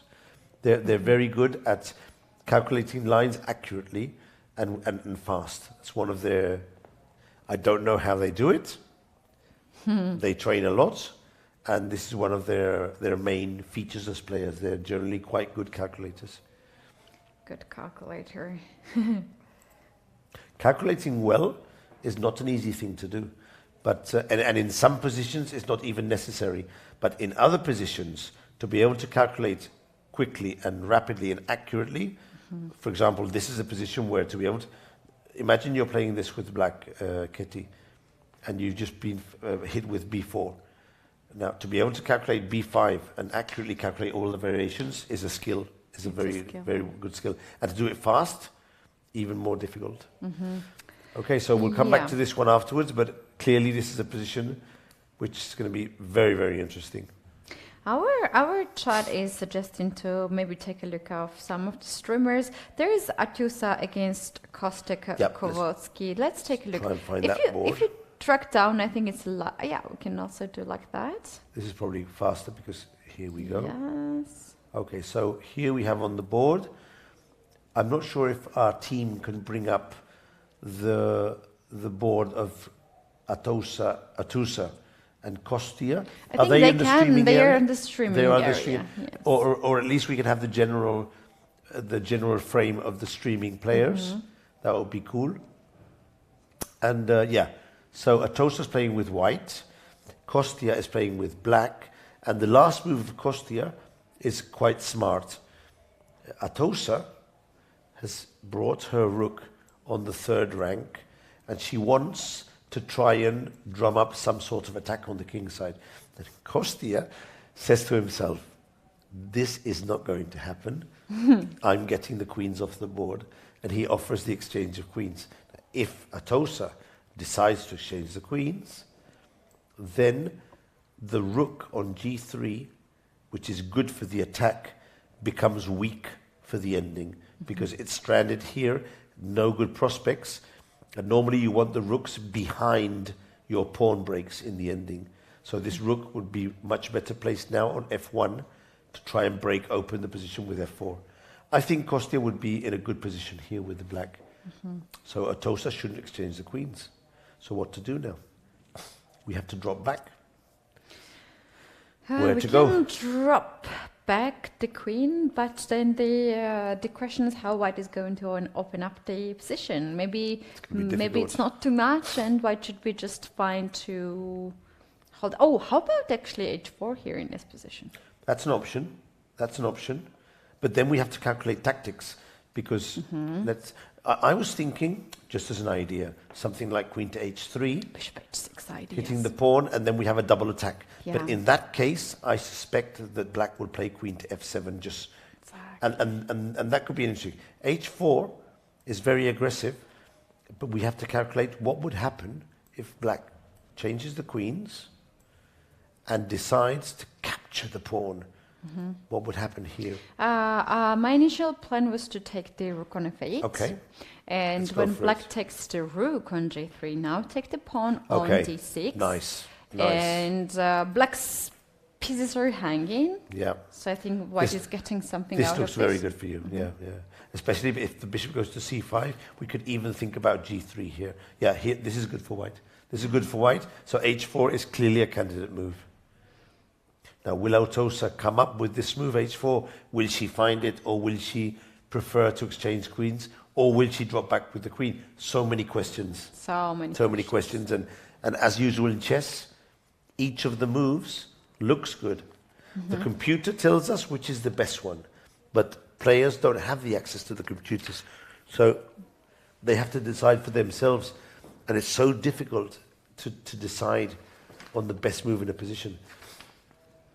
Yeah, I agree with that. Another game on the streamers board has already ended because I see Alexandra and Julia, they're actually just... they're not there.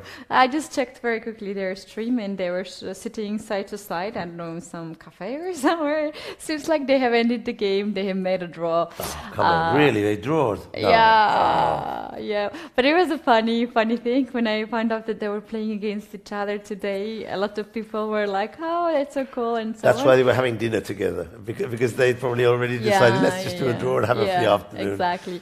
And there was a joke that is Julia and Alexandra has made so many chess videos in this area, and here in the hotel we have so many nice spots for the content creators that they can enjoy. I'm sure our viewers have already seen that. And there was a joke that they played so much chess games that they played so many games that they now have to play against I each think other. that it's actually Alexandra is worse off in this draw than Jules, because Alexandra, she is if I'm not mistaken, a woman candidate master. Oh, really? I think Alexandra Prado has played for the Bolivian Olympia team several times, so nice. she is quite a decent player. I just see 1800 Jules is more a beginner. player. Jules is more a beginner. She's learning to play, and of course she doesn't have the strength of Alexandra. But it seems to me, this is just my impression, of course I could be completely mistaken. If you come to a tournament to do a streaming activity where you're focusing more on your social media presence and your followers, I think it's difficult to balance that with real chess improvement and winning games and really focus on preparing the games and doing tactics and all that. So it's more one or the other.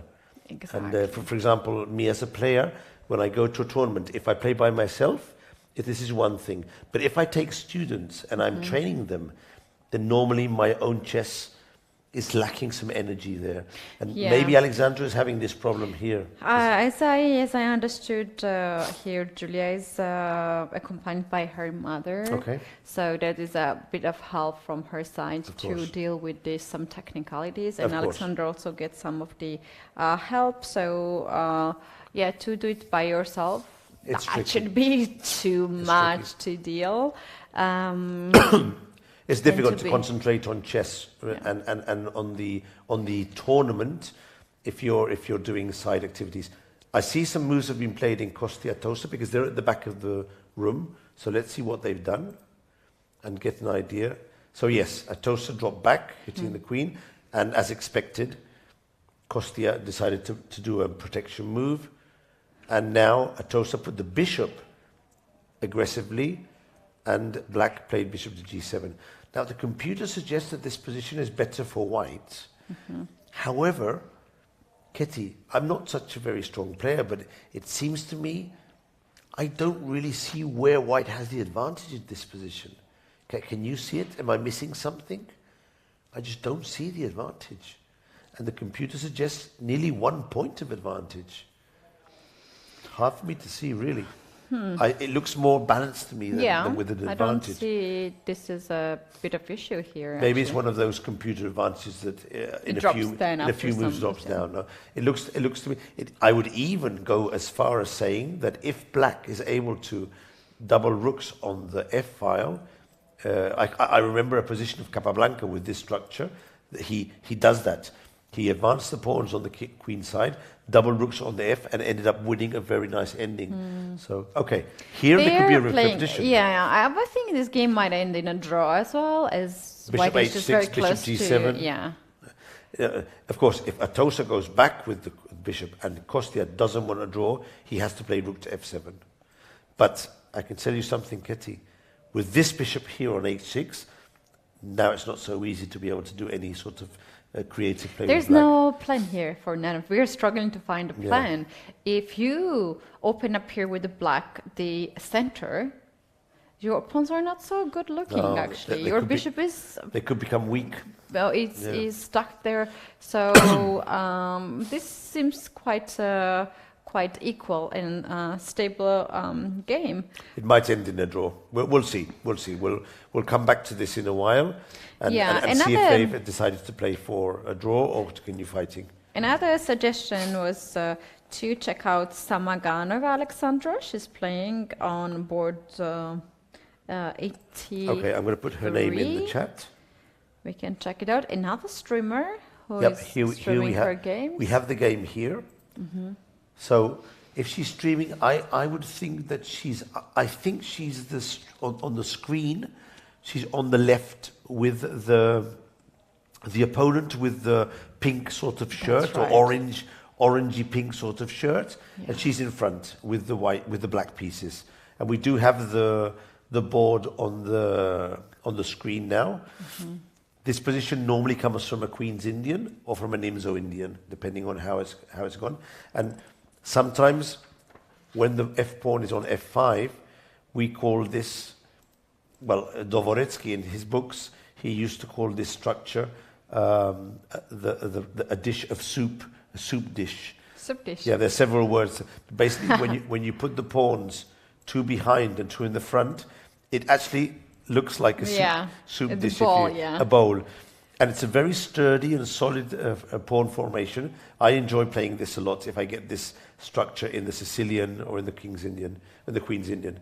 Okay, this is a game, and generally White has a slight advantage, but many times this can end in a draw because Black has a very solid position. So Samagova holding well with the black pieces against a strong opponent, a strong Indian, Akush Dali, 21-30 player. Tough opponent for Samagova. By the way, Alexander Samagova, if I'm not mistaken, she's 4 times a national women's champion of her country, which is Kyrgyzstan. Kyrgyzstan, a small country below Kazakhstan. Oh, wow. I'm not sure how you pronounce it. You probably know how to pronounce Kyrgyzstan. it. Kyrgyzstan. Yeah. She's 4 times women's champion of Kyrgyzstan. Is it a small country? I think so. Really? But I always imagine all these. I think Kazakhstan is very big, yes. but I know because I was there and it's huge.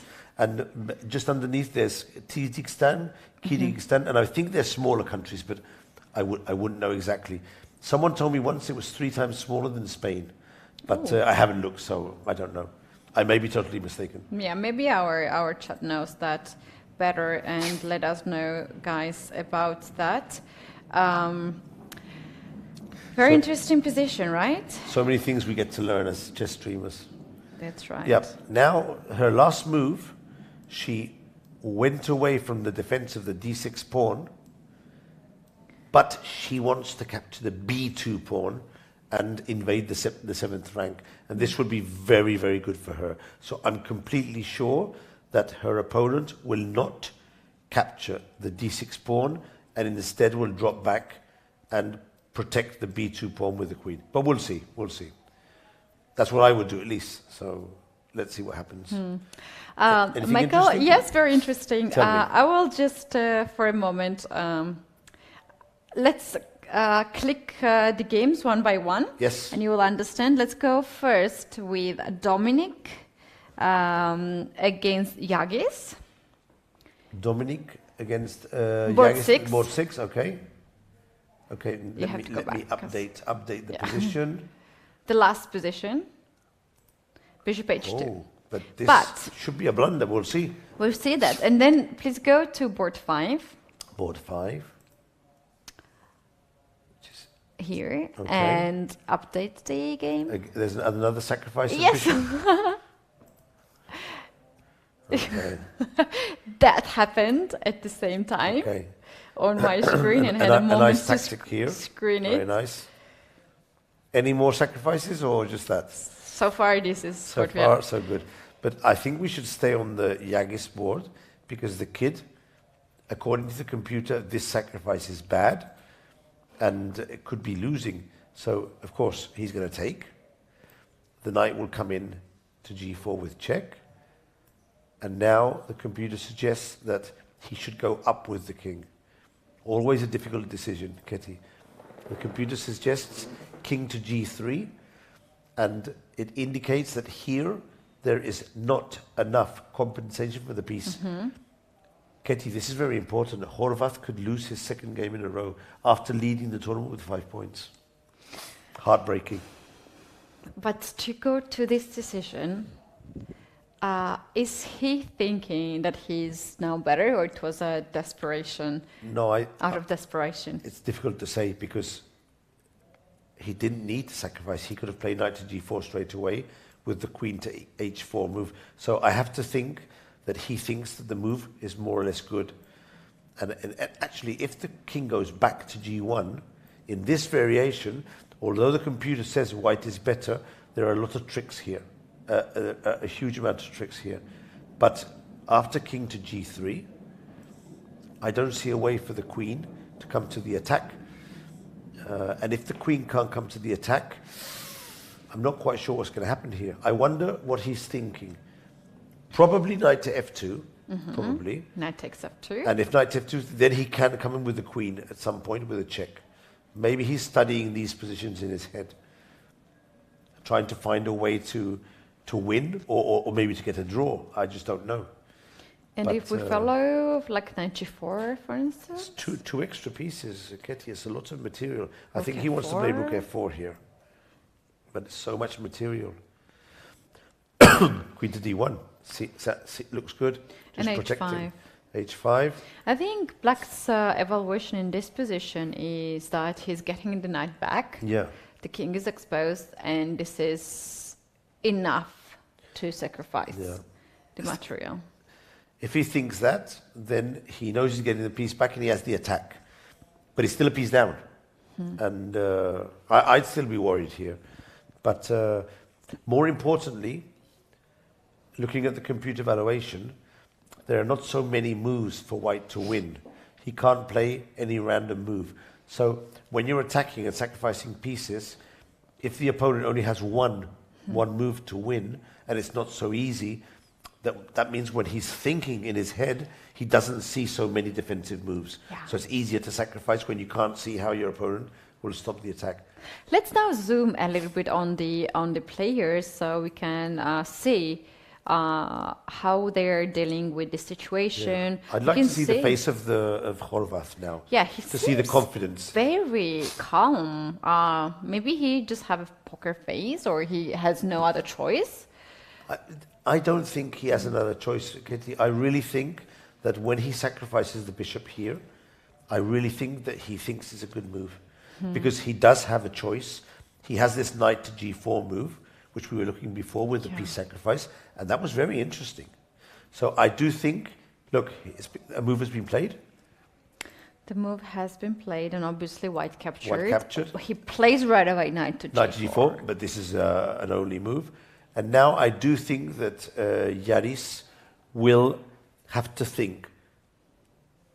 Hold on, he might play instantly, but normally he will be thinking here a few minutes to drop back with the king to g1 or to face more danger with king to g3. The computer says king to g3, but of course the computer is the strongest. What would you do if you didn't know the computer evaluation here, Ketty? Would you go king to g1 or king to g3 if you didn't know what the computer was saying? King G1 is safest here to me. I would go to because- King G1. Yeah, like why to play King G4? Or, sorry, King G3 because it's obviously heavy pieces are still on the board, and I can tell you for sure that if I am white here and I don't know the computer evaluation, I'm playing King to G1, Yeah. for sure. And by the way, the King G1? computer has Yeah, just changed the changed. mind, It's just yeah. changed. When the computer gets to a higher depth, it says that King G1 is a better move. So in that case, it's highly probable that Edgar Mas will go to G1 with the king. And here, to continue the attack, it must be queen to h4 or queen to d6. And queen to d6 means a piece sacrifice, but I'm going to look at it just in case. Let's sacrifice the knight as well. See what happens if a queen appears on this diagonal. Do we have a mate here? Yes or no? The king goes to h1, and I don't see a mate. yeah. Can you see a mate? No. I don't see a mate. I don't see a mate. Black has not enough pieces. I mean, enough white has pieces. too many pieces, Too many and they are pieces guarding defending. the squares. So All the key squares around his king are guarded by the knight, the rook, and as soon as the knight moves to f3, the queen also comes into the defense. So, not enough. Not enough for a win. not enough. He has left the board. Maybe at this point he already understood that there is not much, and very often you just want to leave the board when things are going to a wrong direction. Michael, let's take a look at the other game before we head to our second break, and that is just next to it. Kerelis against Puranik. Okay, so we were here just a moment ago. Black sacrificed the piece, recovered the piece with the check. But of course, if he captures the bishop straight away, then he was going to lose his rook on a8. And all of this was calculated by Puranik in so fast. And rook to f1, preventing queen to f2. Okay, so now he takes. But this is unbelievable. Ketty, this is unbelievable. Look at the time of Manu. 43 minutes, yes? Let me go back. Here. I remember when he played b5, he was on 47. So in 4 minutes, he calculated all this sequence. How is that possible? He's very good calculating. He calculated all this sequence. And the thing is, look at the computer evaluation. It gives equal. So he calculated it and came up with the computer evaluation that he was, even though he's lost a rook for a knight, his position is more or less equal. That's impressive. Yeah, another thing is that we can see them on the screen right now, and we can see it's white's move, and black is also in deep of the calculation. He's not wasting time. Look at him. He's so focused. Yeah. I think he has this technique, as a lot of grandmasters are having. They are using the opponent's time, Yes. Yes. saving their own time. This is difficult. I normally, when my opponent is thinking, sometimes I'm sitting down, but rarely I'm actively calculating variations. It's difficult for me to calculate variations when I'm not sure what my opponent is going to play. But Puranik, for sure, has developed this capability to be able to calculate accurately variation. Look at him. Yeah. It's his opponent's turn, and he's completely focused on the game. I'm normally walking around and saying hello to friends and looking at other games. That's why I'm not a grandmaster. Among many other things, that's why I'm not a grandmaster. If I'd learned to sit down and spend my time, so many games I've had winning positions as grandmasters, messed it up, and then at home, when I'm analysing and I see the mistakes, I remember, oh, this is when I went to talk to this. This is when I went to say hello to. This is when. Oh no! Really? Oh no! Yeah, it's happened to me. Yeah. Oh yeah. no! Yeah. I lose the concentration, and then Oh, I make a this mistake. so- Yeah. Oh, What to I do? actually love to. I love to walk, but I love to think. But I love to think. And for instance, there are people who knows what's going on the other boards, as well, like super grandmasters. They can play their own game and also play others' games. Or Nishikori, Hikaru Nakamura, he sees they're everything. playing their own games and also playing Magnus games, right? So they, in the end of the day, they know what's going on. And myself, I barely can notice that people have like left the playing venue, even though I'm there. If you're one of those people, that's very good, because I was one of those who would lose my game, but then go to the rest of the players and say, why didn't you do this? Why didn't you do this? Why didn't you do this? And they would say to me, so you know more about my game than your own game. But what did you do? I lost. So, But Giri does it and wins. Which is the difference. They're good actually. Michael, the way how I was training this technique, one of my coaches taught me, it was very, very useful for me. The coach, which was also the coach of some of the very top grandmasters back in the Soviet Union. There's a term of Soviet Union chess school, and he taught me this technique, which I was very often using. I was working the chess, opening or the calculation, whatever. I had the headphones, and I was listening either news or music, which is very hard. You can't concentrate, you can't listen, you cannot think. And then, if after some time, when you push yourself, I realized that I needed at least like 20 seconds to switch off my mind and only think about the position. So in the end of the day, I had no idea what music I was listening. I had no idea what was the news about, but I could work with them on the board, and that was also very good noise gate thing, because sometimes, especially when you are a kid, a lot of things are happening around you, and it's very hard to concentrate, and you can't deal with the noise around you. And this was very, very nice technique. Sounds good. It's very nice. If you're able to concentrate with noise around you in your headphones, then it's going to be easier.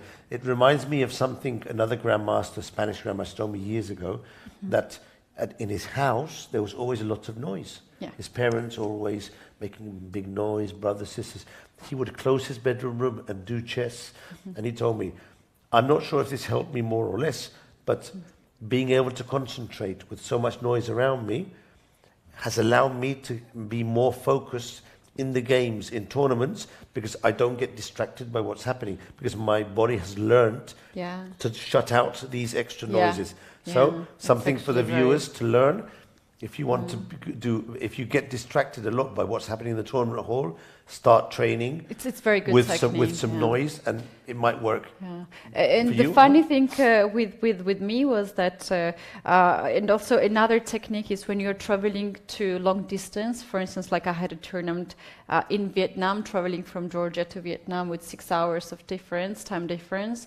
I was starting my training very late, the same time as the tournament was starting, and same radio all the time. I was listening to the radio, and it was like, I think, very, very late Georgian time, and at some point there was a day I couldn't concentrate. I could not do it. There are some days like that. I'm listening the radio, and there's a lot of text messages that the host is reading. And the one person is sending greetings to the other person, and like a lot of greetings like that. And I'm thinking, like, how come that you are sending greetings to the radio and not in the person? To the phone, right? And then I realized that I was listening to the program, which was also running in the I think in the jail, like and the people, inmates, were able to listen to that radio at that particular hour. So the family members were texting them some messages, and I understood this, I think, after 1 week of listening this program in the radio, which was like so sweet thing. But I had no idea about this, because if you do this technique and if you train really nicely with that, you can actually just fully concentrate. But there are some days that you just cannot concentrate. Clearly, Puranik has been able to grasp a technique of training, which is allowing him to be able to focus, calculate well, and in the time of the opponent, which is very good. Yeah, with that note, guys, we are taking our second break, and by the time we're back, the things will be heating up. We'll be in time trouble, so don't go away. This is eighth round, the last round of the Chessable Sunway Chess Festival. We will know in the end of the day how many of the leaders will go to the last rounds. See you in a minute.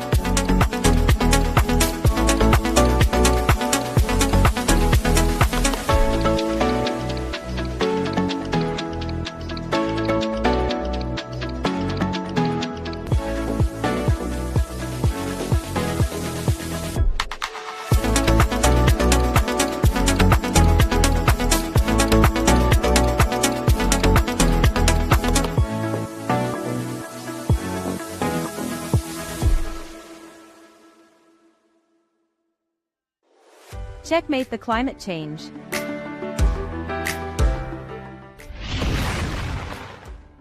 We're close to the climate endgame, and we have an inferior position, but a victorious checkmate to climate change is still possible.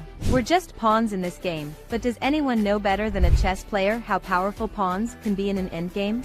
At Chessable Sunway Sige's International Chess Festival we recognize the power of isolated pawns, but we love to play in coordination. We can castle and wait, but we always preferred dynamic moves. This is why we ask you to embark with us on this journey to help raise awareness in our beloved chess community. One move at a time, and we'll see if a small advantage becomes decisive one day. We can all together put our grain of sand to save our planet. There's no better game to win. So how are we doing more precise moves now than we used to? Less paper, more digital. We stopped using tons of paper to publish and distribute results in pairings. announcements of lectures and side activities, etc. Emails and WhatsApp messages have become our bishops to rapidly spread our messages, and our screens strategically placed across our facilities help cover all squares, so that no one can move without knowing what's going on.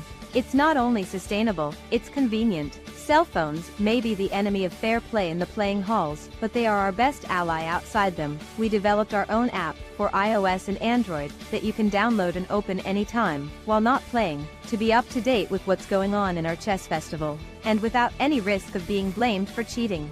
It's also available in the smart TV of your room. And what about accreditations? Here's the deal, don't throw them, because with just a little water and minimal care, your accreditation, printed on paper with seeds, will germinate and become a plant. When you're home, it will remind you of the memorable moments you spent at Chessable Sunway Sige's International Chess Festival, and it will cheer you to help us to be just part of the opening of the chess community's game against climate change. Don't get it wrong though, our accreditation won't grow green chessboards. Electronic score sheets are arriving, but we may need some extra time to adopt them. Players will need to keep on writing. However, when printing is necessary, we try to use recycled paper.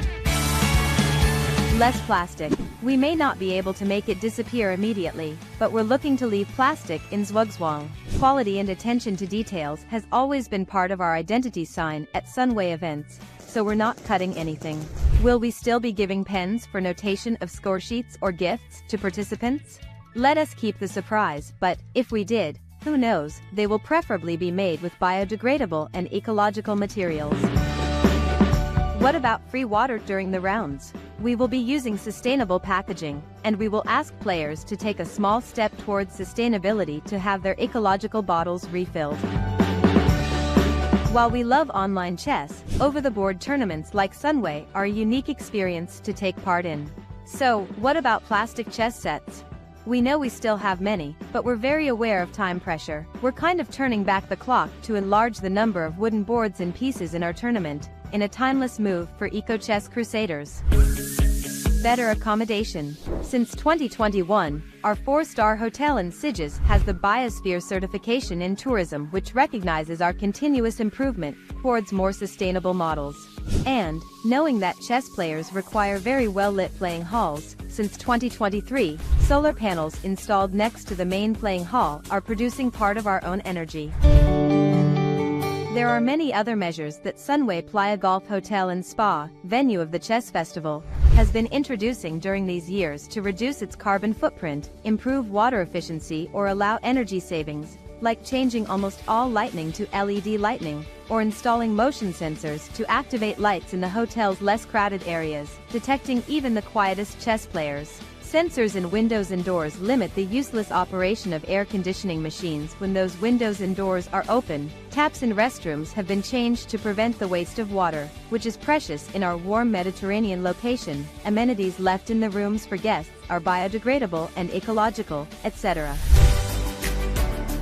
All guests at Sunway Hotel and Apartments have free bicycles to facilitate their mobility, reducing the environmental impact of transportation. There's no more enjoyable and sustainable way of entering a game or of mentally analyzing your moves after hours of concentration than to cycle along the seafront promenade. And for those who don't want to cycle, we also provide free bus passes that will allow you to forget your own car during your stay in Siges. Responsible F&B management.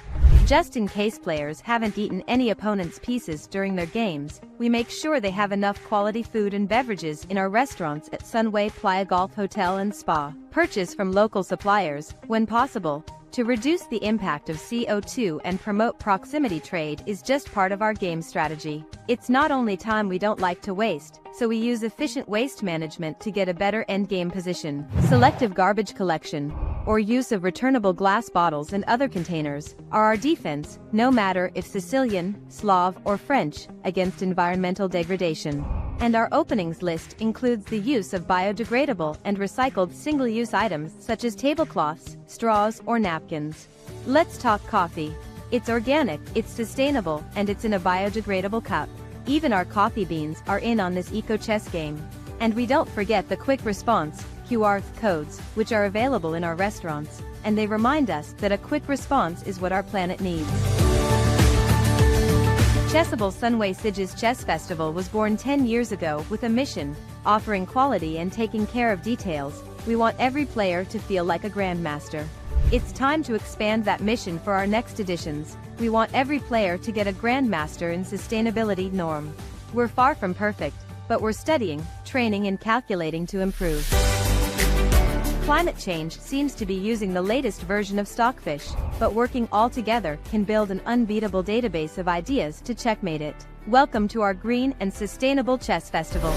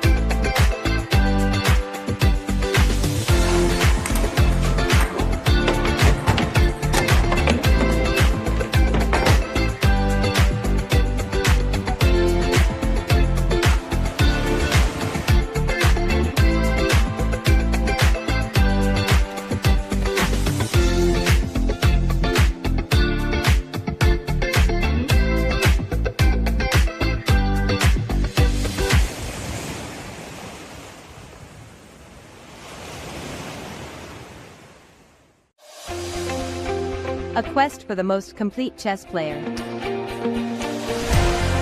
Can you think of a chess event where anyone can win, regardless of whether being a grandmaster or an amateur? Can you think of an event where a win counts more than 2 draws? Can you think of an event that rewards players who enjoy playing more chess games? Can you think of an event that combines different chess variations? We think it is possible. It will be so fun that it should not be a closed tournament, but open to every chess player. And there's no better moment than the 10th anniversary of our Chessable Sunway Sige's International Chess Festival to announce a new way of enjoying over-the-board tournaments even more.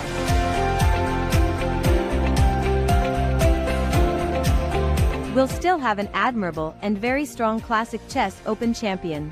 We'll still have Blitz tournaments winners like in previous years. It'll be the first edition of our event when we'll have a player succeeding in a rapid chess tournament. Also, for the first time in our festival, players will go out of their comfort zone in a Fischer Random Blitz chess tournament. And we'll all have fun playing over-the-board bullet games while having some drinks. But here's the big news. We'll count all the wins players can score in all 5 of these chess variations, and we'll add them weightedly, granting some additional points for the draws they get. But be careful. 1 win will never be the same as 2 draws. Grandmasters and amateurs will be mixed in a single classification, in the quest for the most complete chess player.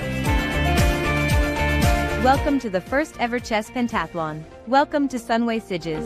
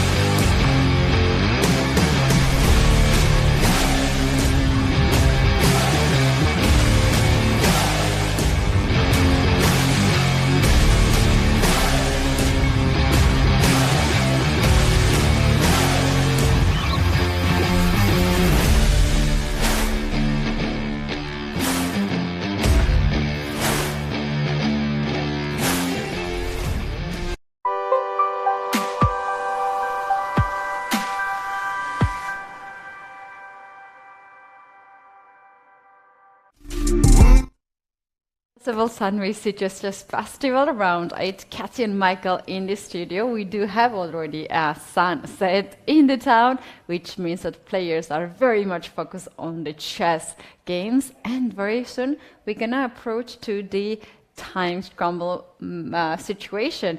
Michael, what is the first game you want to see? So we're about 3 hours in.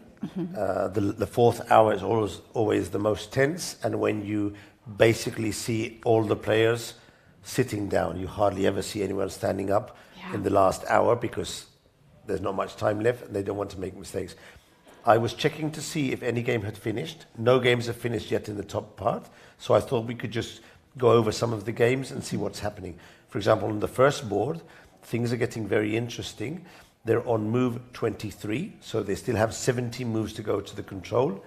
Volodar with the white pieces has a nice position, a better position, but it's slightly lower on time. So it's not going to be easy for him to make a decisive advantage. But look at this position, Ketty.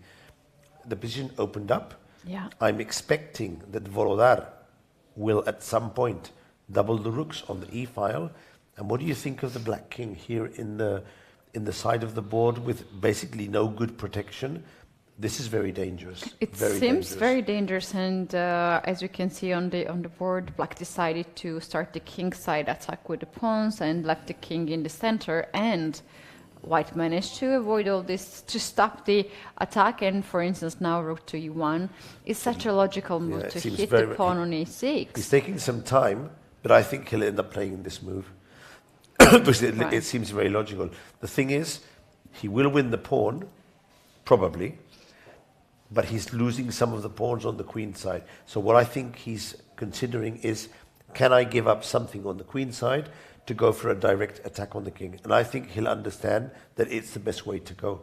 Because, as you were saying, these pawns advance, and it might be something aggressive. But what about the king you're leaving behind? He has played.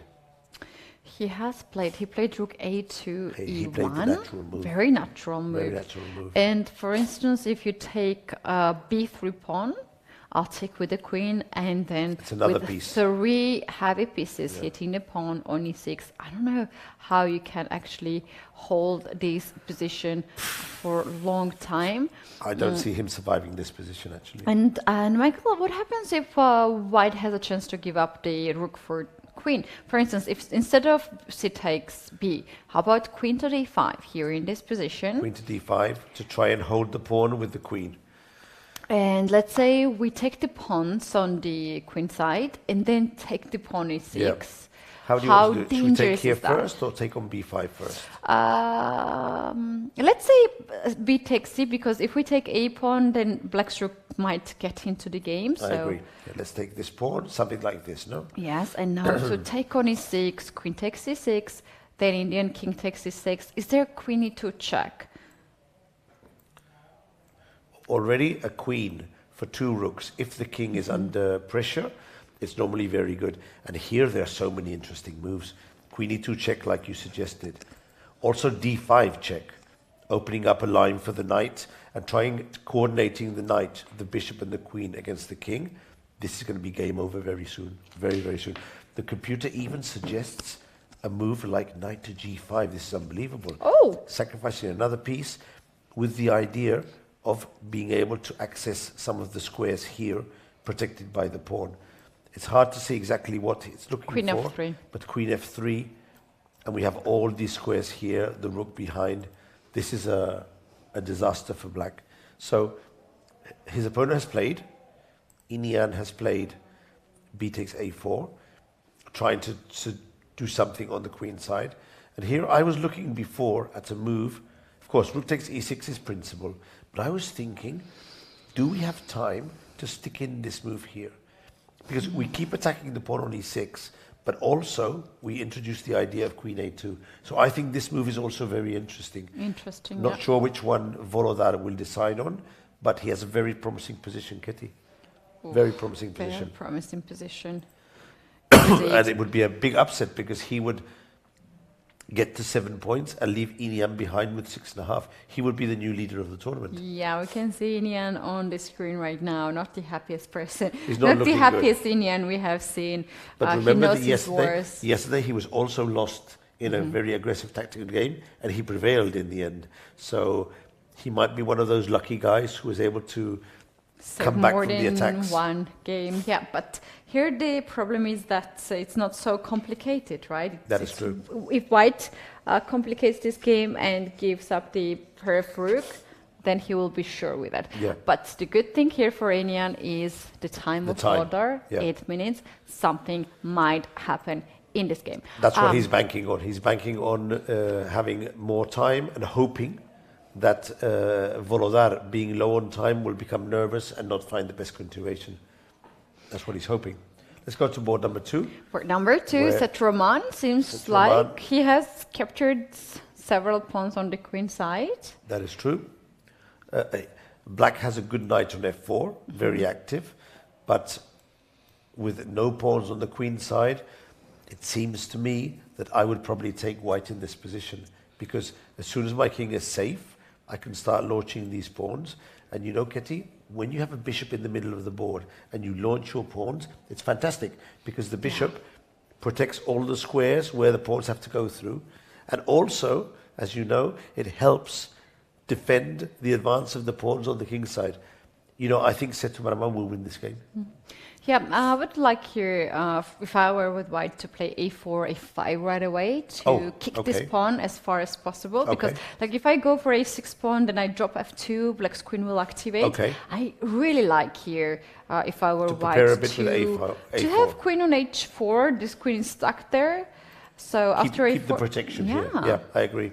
I like that. Yeah. And then to play a5 as well, and then you can think to give up f2 pawn, but your a pawn will be already far advanced. Yeah. I agree with that. I agree with that, and it's quite a good idea. Quite a good idea. So that will be another thing that Shtourman will be thinking about. Also, he has quite a bit of time on the clock, doubling Volodymyr. Things are looking very good for Shtourman in the second board. What about the third board between the two American players? What's happening here? This is the most peaceful game, I think, among the leaders so far, but I really like your white structure more. I like this knight h5, knight h4, knight f5, going there to attack the pawn on h6, somehow to dominate the king side. Black has his ideas to knight c4, to hit the pawn on b2, and maybe even get the 3 bishop of the board. So it is black to move. Brandon is thinking here for his chances, and I think his candidate move is either knight c4 or b4 to open up a little bit the queen side. I would go with white, but I wouldn't think that he has a huge advantage. I would simply think that white is better, because if I was able to get the knight to f5, this is a strong square for the knight, can't be ejected by any pawns, and we know, Katie, that a knight on f5 normally dominates the bishop on f8, so this would be good. So really, black does have to be very quick on the queen side and get something going. If not, he's going to end up losing this game. So, board 4, these are all the players with 5 points and 6 points. On board 4, we go down to the players with 5.5. For example, Aravind, so where is the Aravind game? Aravind is down here, Aravind against Abdumalik. How is this game going for Aravind, the Indian? Oh, did you know that the worst square for the knight in the whole board is A1? There was a study done in the database of Mega with more than 10 million games, and it was demonstrated that A1 was the worst square to have a knight on. And here Aravind has the knight on A1. But it does a good job of protecting his main weakness. And I do think, you remember we saw a variation where he would sacrifice the pawn and place the bishop on f5. That's what's happened in the board. So it's funny because this position, the computer said white is better. But if I were playing this position with black, I would actually be quite happy with my position with that. I would think I was better here. Wouldn't you think you're better here with black? Yes, I would feel that I have a very good... c7, all these attacks here. Yeah, I have very good compensation for it. And yeah, very often the players are just having the mood, like black is the one who pushes the f5 first, then a d5, and you are somehow controlling the whole game. You are you are choosing the directions. We do have a question in our chat, and also it's so interesting. Is it cold in the room? In the playing Yeah, I thought in our room. I was like, no, why? Okay, no. But then I saw this the guy. The playing venue. Kids like to put their hoodies now and then, but it's not cold. You can see most of the players are in their shirts, and the temperature in the hall is okay. It's correct. This is a main hotel in Spain, and the temperature is always controlled by one of these regulators, and I think it's probably 24 or 25 degrees. With so many people in this and also it's hot because room, of people. It's not really cold, guys. It's the opposite. He's not cold. He's just trying to, look cool. Find himself in his zone, with his hoodie. Kids love playing with hoodies, and it's okay. It's not cold. Or maybe he just went outside. The players can go outside to the terrace. And it's a bit chilly outside. So if you go to the terrace, then you'll be cold. Yes, so you do need a bit of protection. It's funny because in this position, white does have an extra pawn, and there are no immediate threats. But and that's why the computer suggests that white is better. But in practical terms, I'd be slightly worried if I was white here, and I'd actually, if this was a game of you, for instance, Ketty, and I went to say, let's see how Ketty's going, and I see you in this position, I would think the black is better here. Yes, if I didn't know the computer valuation, I'd go with the black. I'd count the material, see that I'm a pawn down, but I'd see all the potential of your position here, and I'd think this must be good for And there is also black. not so clear plan how white is going to counterplay on the king That's side. the thing. I think that in the eventually he would like to put his knight on e4 to block the bishop, and eventually end up playing c4. But it's not so easy to do without losing the pawn on d5. So we'll see. But yeah, but Aravin's no on time. That's a problem. That's indeed a problem. But I was also looking at the screen right now, and we have a quote here, and we have another player with a T-shirt, right? Yeah. So you guys can guess. It is up to a person how you prefer to be. You can be in your coat, winter coat, and you can be in your T-shirt. So also, we have to remember from where each player is coming. Aravind comes from the south of India, where it's extremely hot. Yeah. So maybe his tolerance for the heat is different than what maybe Malik has from. I think he comes from Uzbekistan or from Kazakhstan. So look, he's going for bishop to g5. Bishop. This is a logical move, hitting the queen. It does open up some sacrifices, and the computer actually doesn't like it very much. It might be Not quite sure why. Direct answer already for this move. Let's check what the computer analysis is, because this is a very complicated position to do without the computer. No, there doesn't seem a sacrifice. It just seems you can move the queen away. Queen to e2, hitting the pawn e5. And the pawn on e5 is now a new target, no? So not quite sure what he's going for. But as I said, Kitty, even if white captures the pawn on e5, that would allow black to open up a new diagonal for the bishops. And this is very dangerous. Very, very dangerous. I mean, you could easily get hit by a tactical shot with 2 rooks and 2 bishops attacking your king side. Absolutely. So I would stay with black, even though the computer suggests that white is better. And that is because the players don't play like a computer.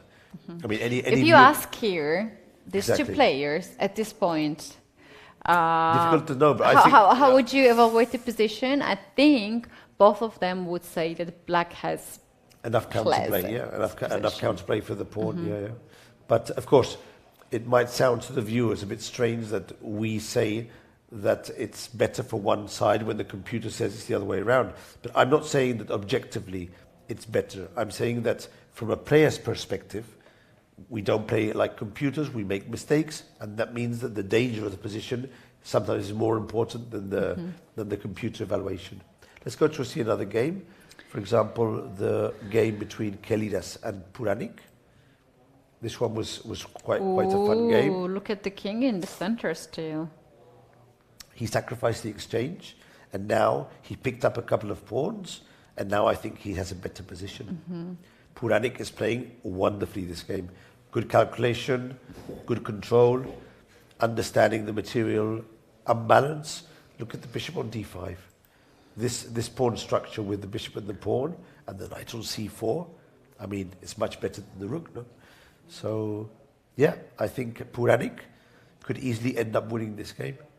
He has a better position. Very nice structure. More material, the structure more time. with the pawns or queen side and the pawns up to the king side, this reminds me these birds that are flying from country to country to go to warm countries. The V formation, yes. Yes.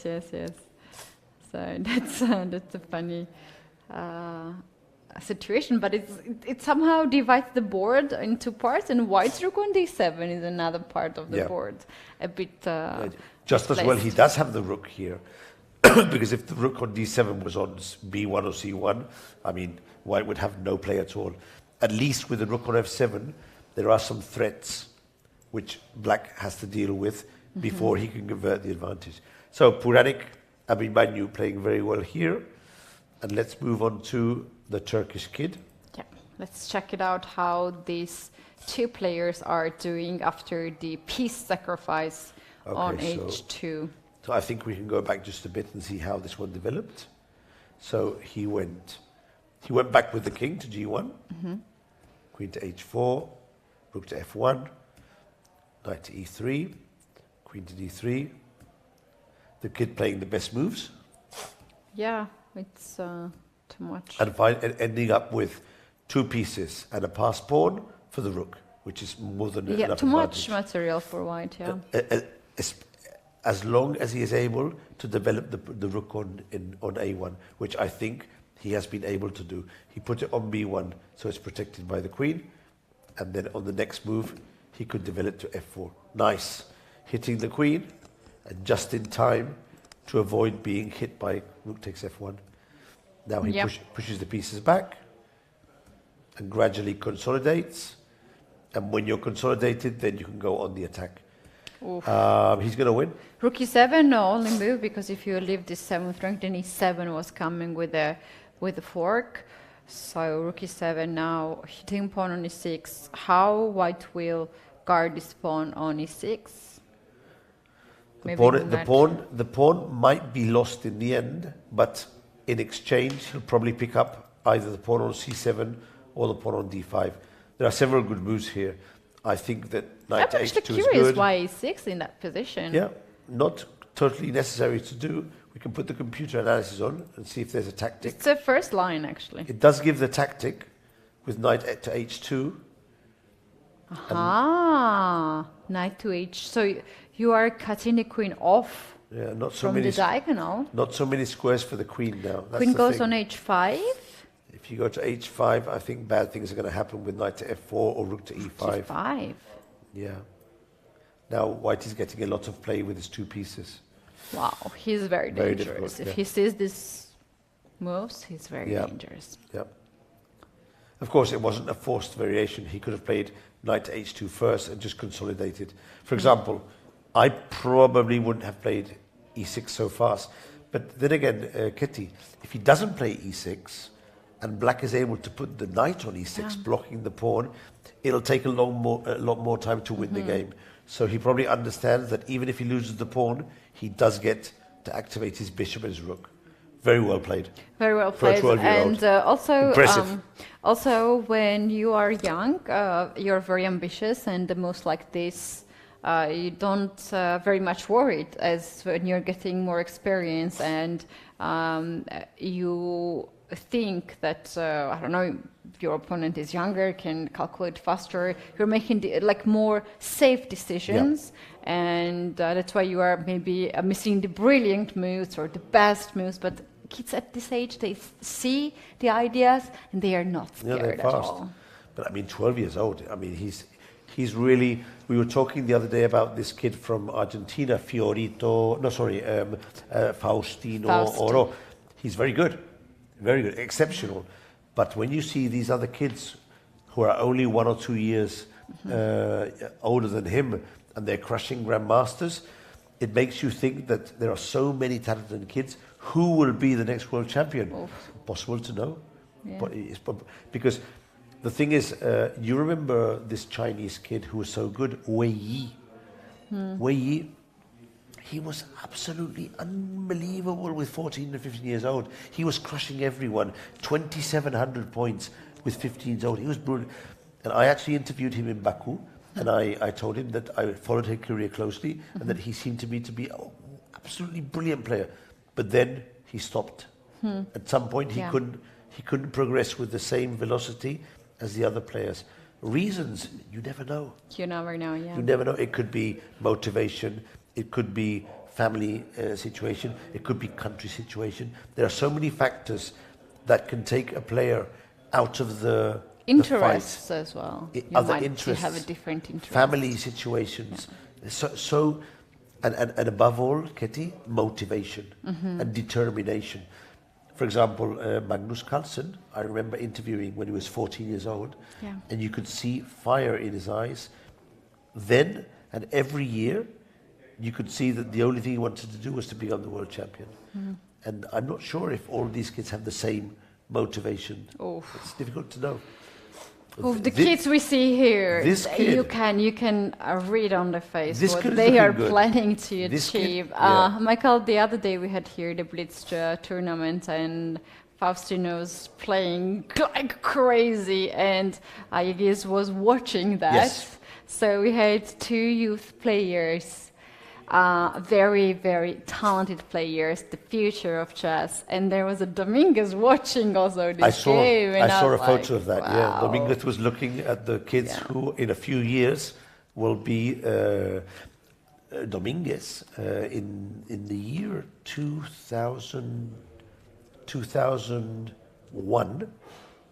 In the year 2001, Dominguez became under 18 world champion in Spain, in Castellón. And I was there because Vallejo was also playing that tournament.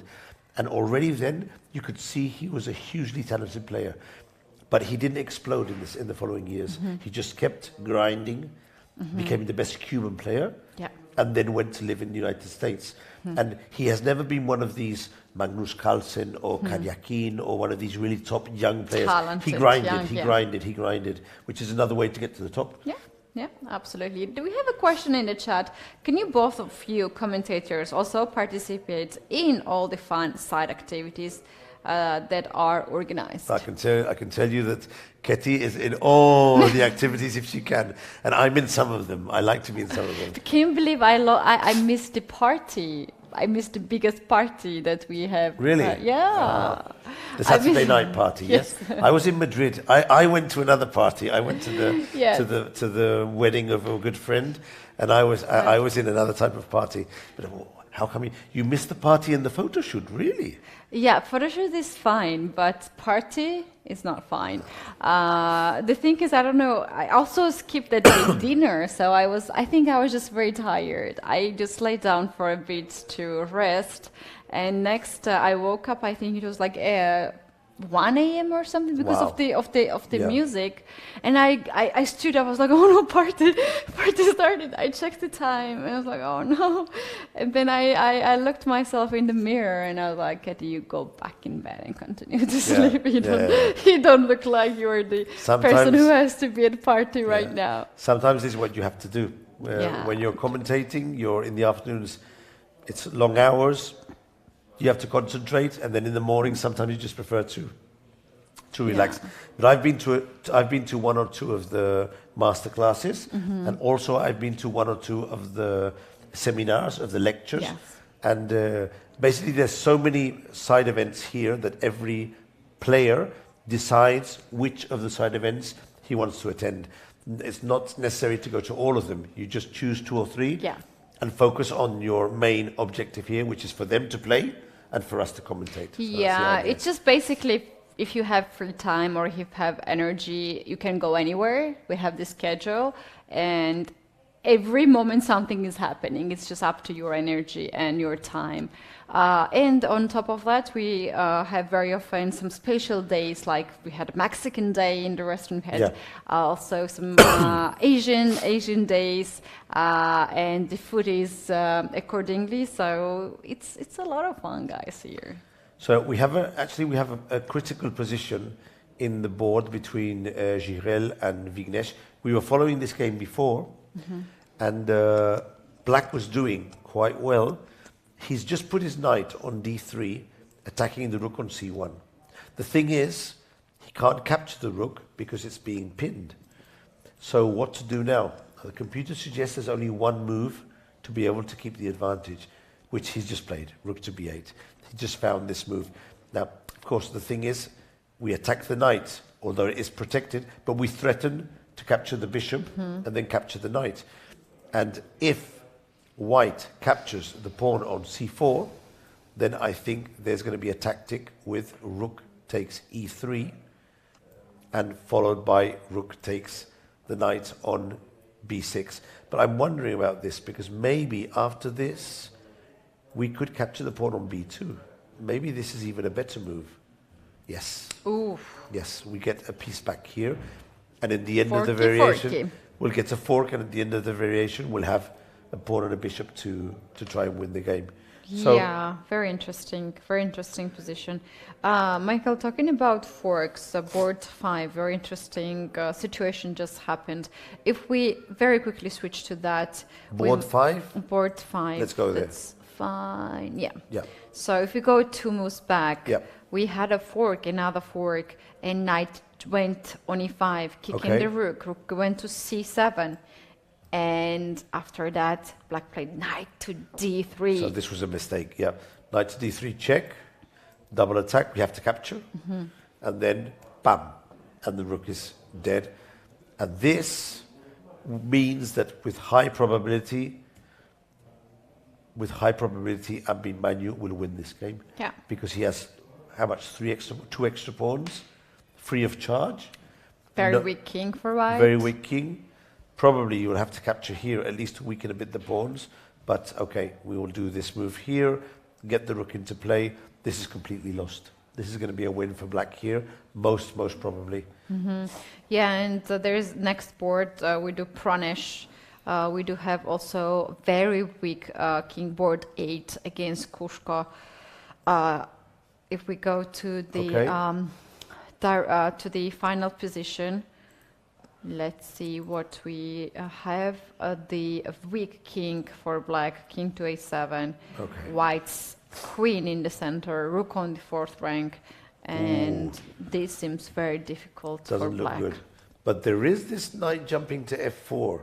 So this is one of those positions that you really have to finish him off, because if not, he can come back and finish you off, which is the computer move. Queen to c5, that seems very sensible. And against, for example, king to b7, what are we going to try and do here? How do we finish this game off? What do we need to do? We really need to get the rook into the attack. But how to get the rook into the attack here? It's not so simple. Maybe bring the knight to e5 at some point. That looks like a good move. But although the computer gives a decisive advantage for white, I don't see a direct win. And it's a bit worrying that white's king is still unsafe. So I'd say this should be winning, but you have to be a bit careful. Yeah. You have to be a bit careful. I think what Engine is suggesting here is queen d5 check. Okay, that's where we were before. Yes, queen d4 check. And then rook e4. So the queen from the d4 square guards the 4 square. Very important. This. f4 square is also guarded. So yeah, and from here, at some point, if we make our king safe, then we can bring the knight into the attack. Yeah, this is very nice. This allows us to attack without allowing black to play knight to f4. If he finds this maneuver, then I think he will win the game. Yeah. He needs to spot it out. It's unbelievable. There's practically no games have finished. Yeah, all the games are in progress. Yeah. Actually, Aravin and Abdimalin, we also have some decisive situation. So this is board 9. Okay, here, this was the position we were talking about before. Let's see how this is developed. He played queen to e2, rook to c7, knight to e4, and already this seems like a mistake. So it was so easy to make a mistake in this position. Rook takes c2. Oh, nice. I wonder what he's missed. Rook takes c2. Oh, he sacrificed the queen. Was there no other move here? Because this is obviously lost. I think there was knight g5 move so there. what happens if he moves the queen? But where to go to? First of all, where to go with the queen? There's hardly any square to go to. Let's say he goes to... Can we do some funny thing like queen to d3 or But what about the knight? I mean... I know. I see. Okay. There, knight takes. Yeah. Bishop takes. The rook is under attack. You go rook somewhere, rook h2. You take the pawn. Why not? Let's say rook h2. Yeah. And I take knight to g5. No. I see. But it's check. Oh, no. It's a pity. I saw what you wanted to do. It was well thought of, Ketty, but the check. Things were not working. But this goes to show, Ketty, that although the computer was saying that white was clearly better, we were saying that from a human perspective, black's attack was stronger. Who was going to win the game? Black. And not so difficult. Yeah. Just one mistake. So be very careful. The viewers who are looking at positions using a computer, try and use your common sense as well. And try to see look at the position from a human point of view and think, although the computer says I'm better, if I were playing the position, how would I think about it?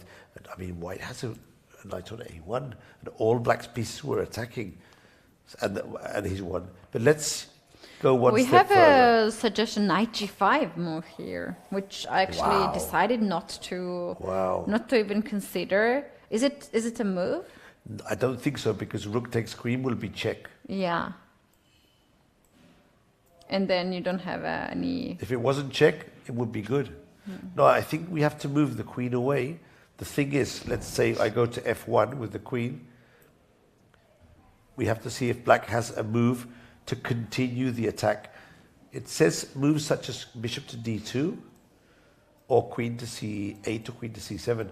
But you know, I like bishop e3, bishop d4. bishop if that e3, works, d4 is good. But you see, Ketty, I don't understand why he sacrificed the queen here. His position is not so bad to have to sacrifice the queen. Maybe he just thought that he could hold with the two rooks against the queen. But of course, the attack is much more important. He puts the bishop in the center, and now when the queen eventually comes in for the attack or captures this pawn here, the game is lost. Yeah. Maybe the best option here is to sacrifice the exchange and try and hold this position here with b3 and king d3.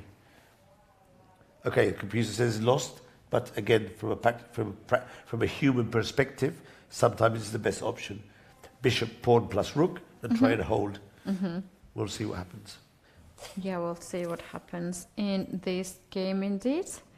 We already are arriving into very dangerous territory when the players have few minutes on the clock. Here we have a draw between the two Americans. The computer does suggest that white was still better here. So the draw is certainly surprising. But yeah, maybe white didn't see his advantage as being so much. But Ketty, between ourselves, I would never give a draw here with the white pieces. I mean, I have nothing to risk, and I have a lovely knight on f5. Why would I give a draw? I just double rooks, get my bishop here, put my other rook here, g4, king g2, king f3, king a4. What reason do I have to give a draw here? Maybe Brian is playing for the Grandmaster norm, which is something at the back of his head, and just wants to, every day increase his score and get his norm. Get the norm, yeah. And that is his objective. Yeah, maybe not so bad to get closer to your eventual goal. Yeah. So it's very easy for us from outside to say, I would have. Of course, they don't know the computer valuation. What else do we have? Let's see the kid, how he's going. We have also a very nice knight end game. Later on, we can check it out. Tell me the board, and we'll jump there. Jing Giao against Petro Gushkulko.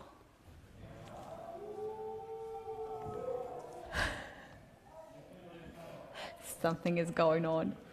Well, our co-commentators in Spanish are having a great time. One of them wasn't feeling very well, but I think he's much better now. Okay, maybe there's a football game going on or something, but... Okay, so we have a knight endgame here. So it's 5 pawns against 4. You guys can hear the noises? It's very likely that you might hear the noises. Maybe, okay. we do have voice cancellations, but who knows? Okay, so it's a knight ending. I was taught when I was young, Ketty, that if you got to a knight ending with an extra pawn, normally it was a win. But the thing they told me was, if the pawn ending is 1, the knight ending is also 1. That's the key thing that I learned. But here, if the knights were off the board, the pawn ending isn't 1. Yeah. So this might be a draw because white has the extra pawn. But black's king is so active. And the pawn's a double as well. So this could be a draw. The only worrying thing is that the knight on a3 is trapped. But to capture it, you need to let it go out. Yeah. So it's a funny sort of zugzwang position. Oh, maybe white is trying with a5 to zugzwang now. He wants to do the zugzwang. Black's pieces? But here's the thing that, for instance, if I play knight to b5... That's the key idea. Let's see what would happen. We can do it ourselves. Knight to b5. He played king to d6. Oh. But let's see what would have happened. Knight to b5. I'm supposing the white would capture. Oh, and d6. And now d6. King d6, king d4. King d4. Oh, nice. Now, the thing is, position. black can't play this. He can't play this. So he has to play his king, but where to go? And here I normally do the counting exercise. So I count 1, 2, 3, 4, 5, 6, 7, 8, 9. That's what I normally do in pawn endings. And then were you calculating on your fingers when you were little? No, well, I can't remember. I just count. and then I count for black. 1, 2, 3, 4, 5, 6, 7, 8. So it's not working in my count, but the black king can't go through until I get here. Some time, yeah. So really it would be starting We're here. winning 2 moves, Michael, because after king e5, black cannot move the king. No move. And then black has to go back, which makes even more harder So the it's task. 2 plus 1 going back is 3. Yeah.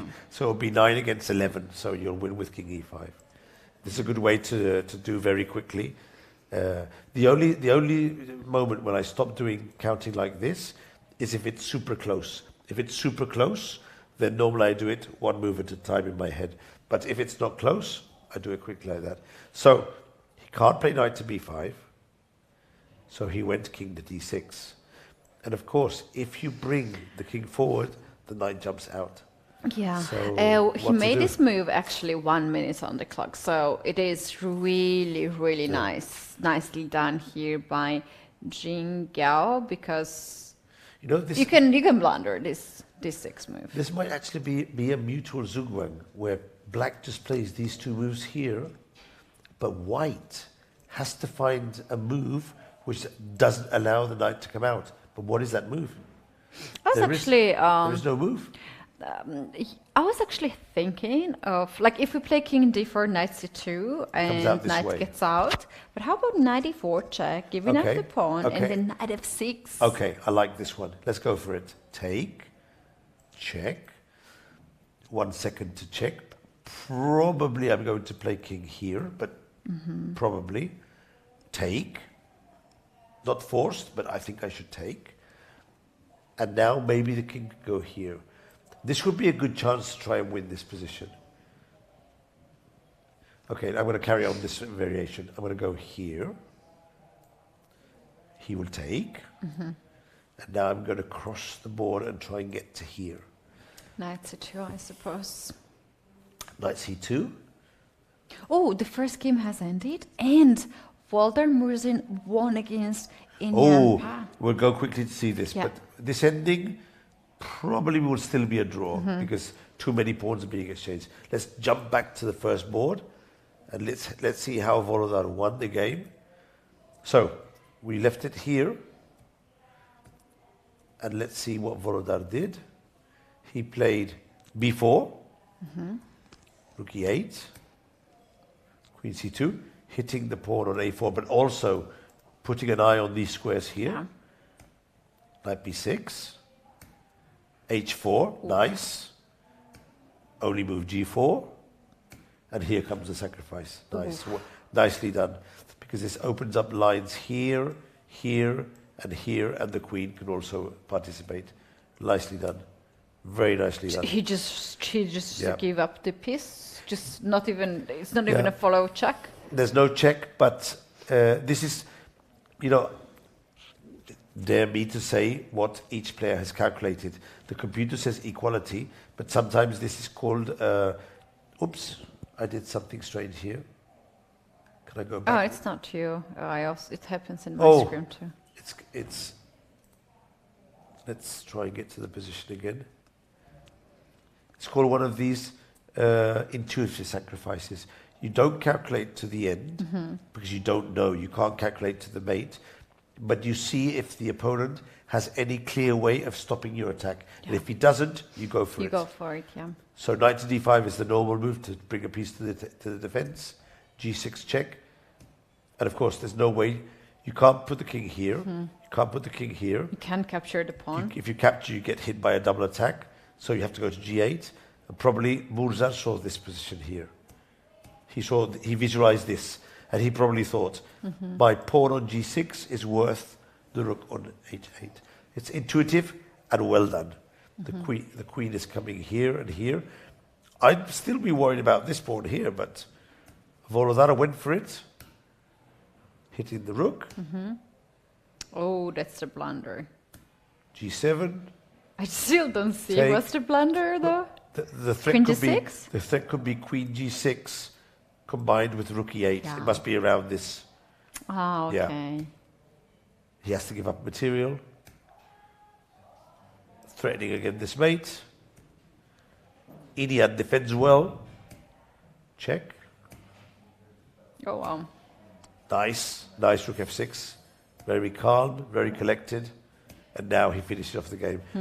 I think he resigned with nice this move. game. Did he resign with this move? Yeah. He resigned, and now it's lost.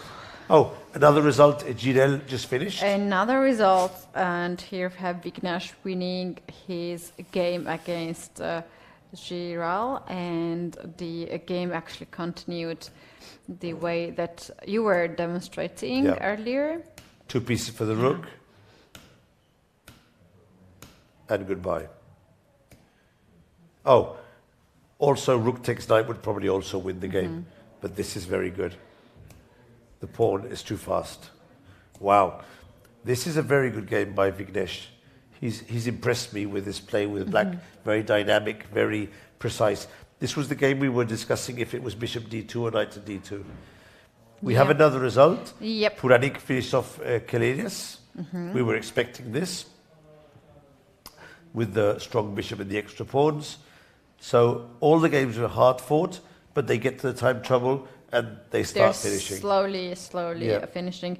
The game of Yagis and Dominic is very interesting. We can maybe check that out. This is board 6. Yep. Here We go. do have here in the final position 2 knights versus rook. And Okay, here we have it. Yeah. Here we are. So it's 2 knights for a rook. No extra pawns. Okay, normally 2 knights for a rook should be a win. The only way to save the game is if there's nothing to be able to attack. So how are we going to finish off the game here if we were the white pieces? What plan do we have to do? How do we coordinate our pieces to go for the win? Let's see, let's think just for a moment. How do you really want to put those knights? Which is the I think weakness the to attack? threat is h5 now. We want to stop h5, yeah? Yeah, we want to stop h5 because if black's rook gets active, then Start it might changing go pawns, for it's a bad. pawn. So maybe pawn. knight to g3 to stop that threat. Let's just play this move to stop the threat. And let's say that black plays a waiting move, maybe b5, for example. Now the thing is, where is the main weakness in black's position to try and go for the attack? What is the most weak point? I would think to play something like king e3, for instance, b3, and to push the c pawn. Oh, and make a pass pawn on d. Yeah, Nice. and then king gets on d e4, and then d5, and slowly the pawn starts to roll. Okay, let's go for this plan. So, for example, king e3. Black has to wait. He doesn't have anything else to do. b3. He'll put the rook on c7 most probably. We can go king to d3, yeah? And let's say black makes a waiting move here. For example, I'm just going to put the rook on c8, for example. And now let's go for c4, see what happens. Okay? Take. Pawn takes, pawn takes, pawn takes, knight takes. Take with the knight. Okay, and then, for example, he can't play king d5 because of the check. So this is a good position. The knight goes to f5, and we start pushing the pawn d. You play here, for instance, a4, white plays d5, kicking the king back, king d4, then knight f5, knight e5, and d7. The pawn gets on d7. Yeah, this is a winning already position. tricky. There is one very, very small chance for black, which will not happen, but it's something to continue the game just in case. As you know, Ketty, if black were able to exchange all the pawns, he could sacrifice his rook for the last pawn and get a draw. But this would be very, very unusual if this would happen. Yeah. But this is a reason to continue playing and wait for a moment and see if at some point you can get this in. Actually, black can maybe achieve to trade a pawns, Maybe he can but try. to trade h pawn and the g pawn, very it's difficult. not easy. Very difficult. And even if he was able to do that, he still has to sacrifice the rook of the pawn, which may not be so easy because the knights can hide it. And yeah, I have to think that Yagis is going to win this game. Nearly, I'd say he has a 98% chance to win this game. Yeah. And shall we go back to second board, Shtourman against Volodym here. Okay, what move are we on here? Here we have a lot of moves ever we saw the last, since we saw this last move 35, position. yeah. Move 35. Three extra pawns on the queen side. Yep, 3 extra pawns, active pieces, a bit of an attack. There is a threat. Rook takes, actually, queen takes a4 is the threat now, with a wonderful mate. But it's white turn to play, and he's just moved, and he has played queen to c6, overprotecting the pawn, hitting the rook, and of course, if there's no mate, it's a question of time. The king goes to a2, pawn goes to b3, and then you start progressing. I'm actually thinking, Michael, if rook goes on, leaves the a file, is white is planning to play knight to queen to c3 to offer the queen trade? He did move away. Let's see what would happen. I think it's okay. Not obligatory, but it's okay.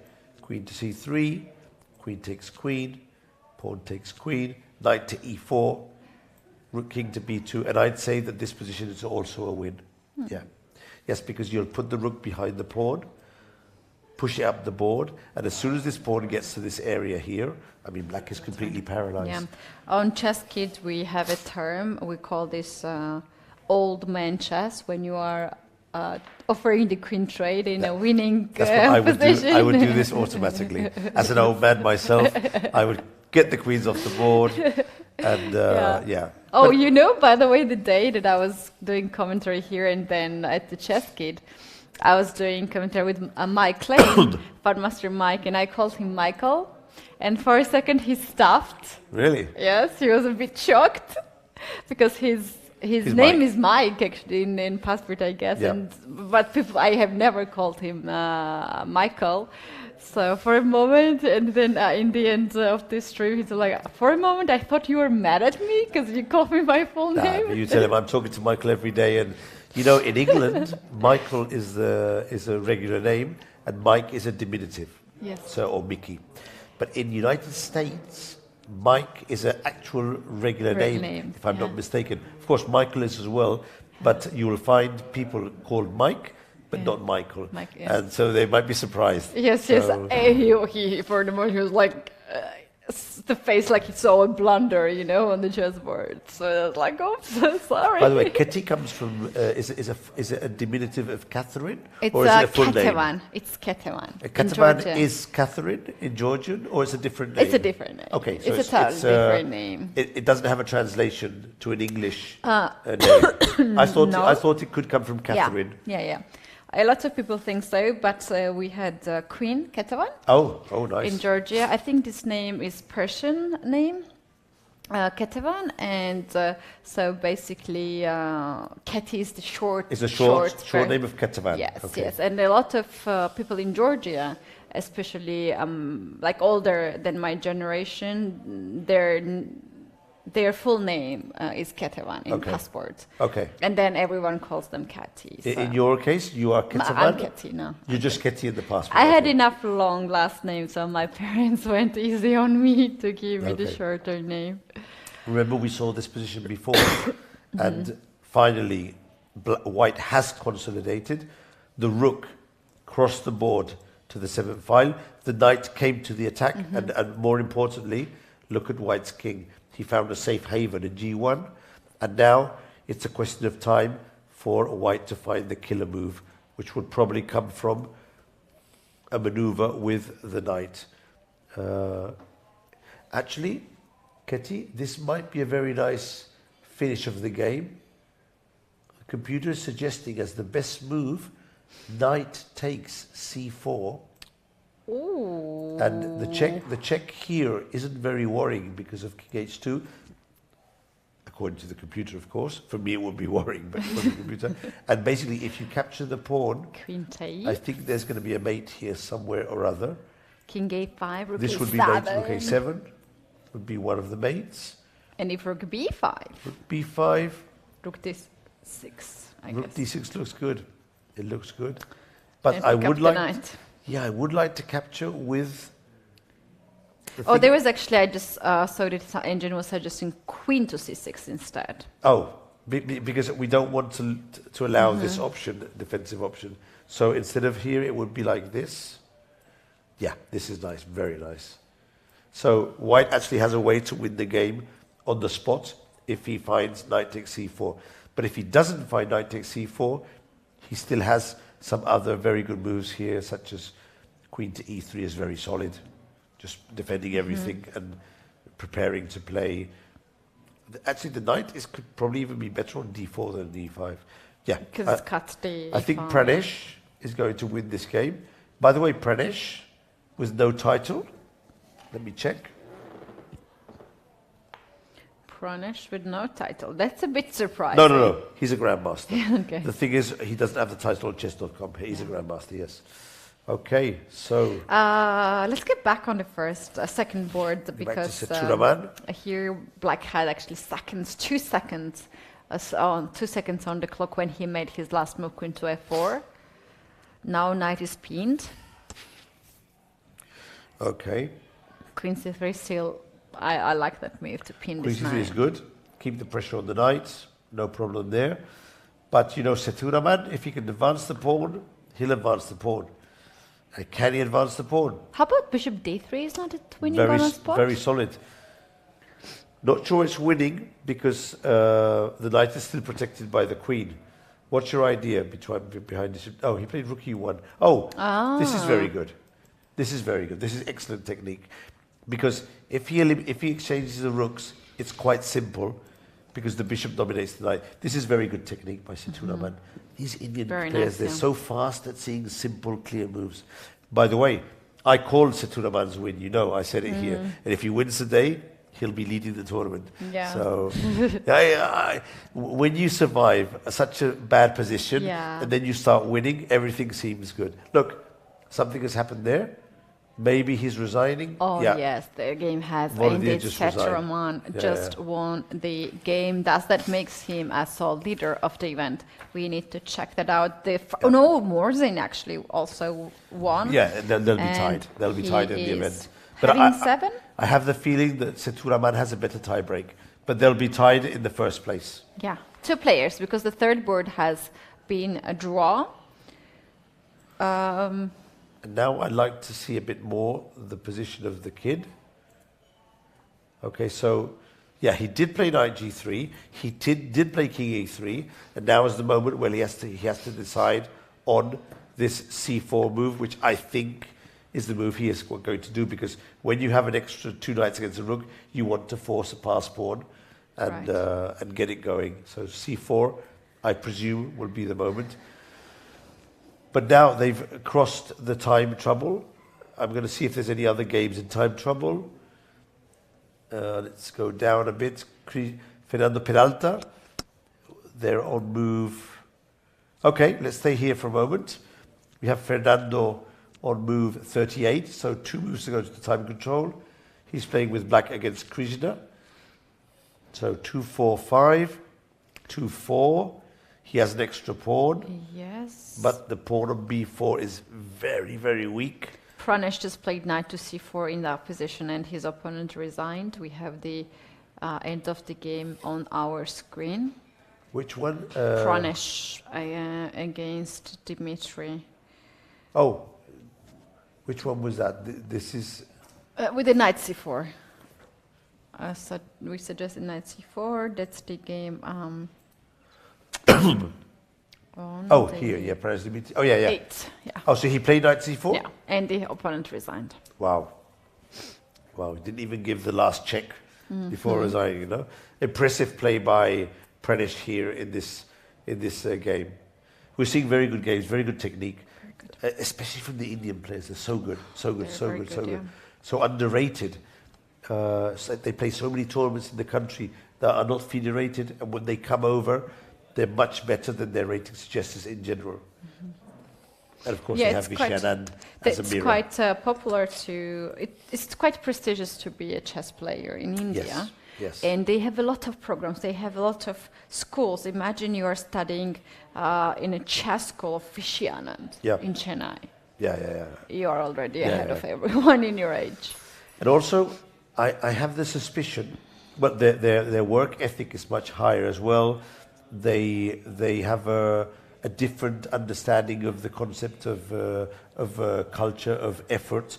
But also, I think that the younger kids see on the television, in the press, they see Vishanand, Gukesh, Pragnananda, and they see the attention they get. I mean, when Pragnananda was second in the World Cup, he was received by the Prime Minister of India.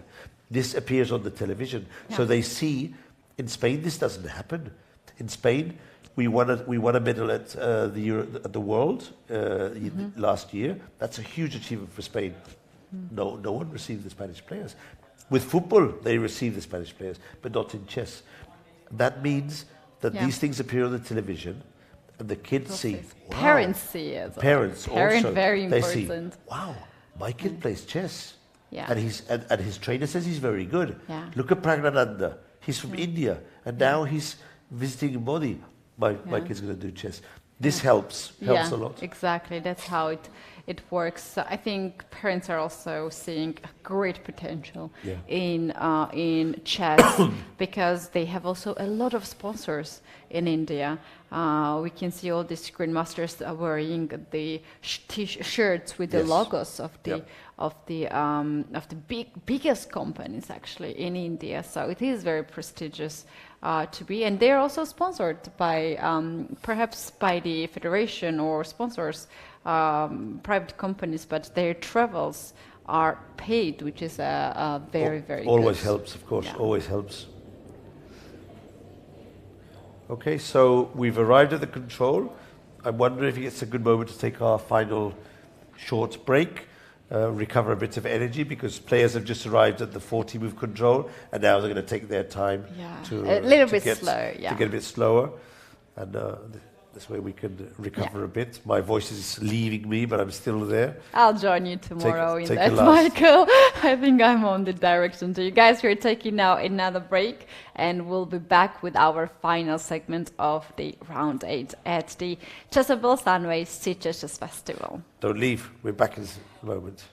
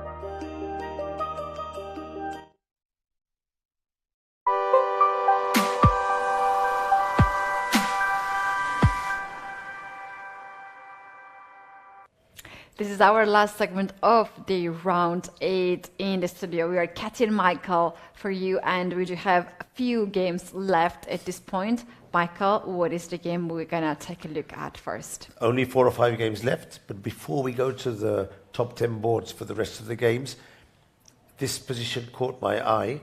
This is a game between Mendonca, Grandmaster, and one of the 3 Fiorito young brothers, Joaquin.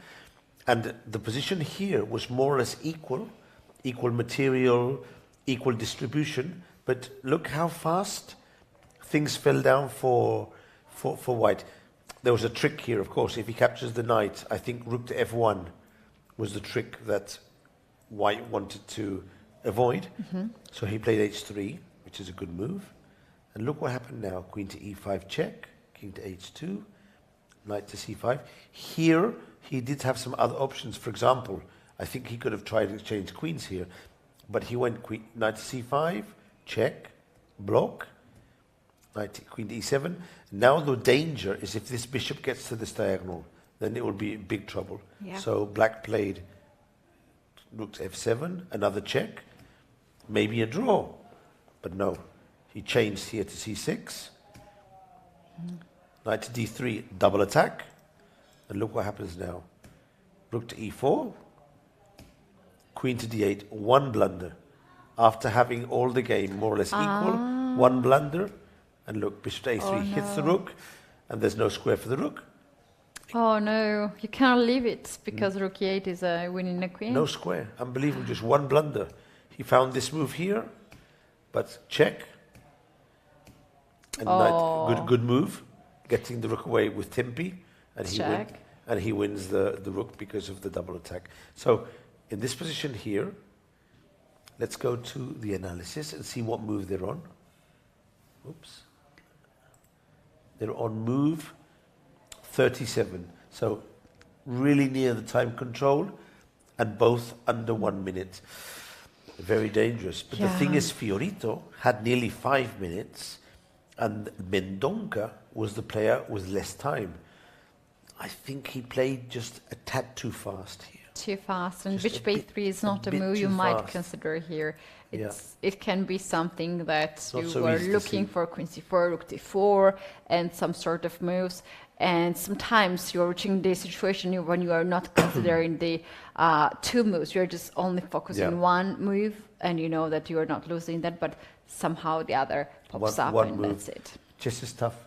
1 move. Here he had both queen f6, which is the most solid move, and the other move was queen to c5. Both of these moves would have holded the balance. I'm sure White would continue trying to fight and find a win, but just 1 move. I'm not quite sure why he decided that d8 was better than c5. I'm not totally sure, but of course he missed bishop a3. And now he loses the game. Wow. Okay, so let's go back to... That's a painful lose. Very painful loss, We do have game 4 we have in 4 progress.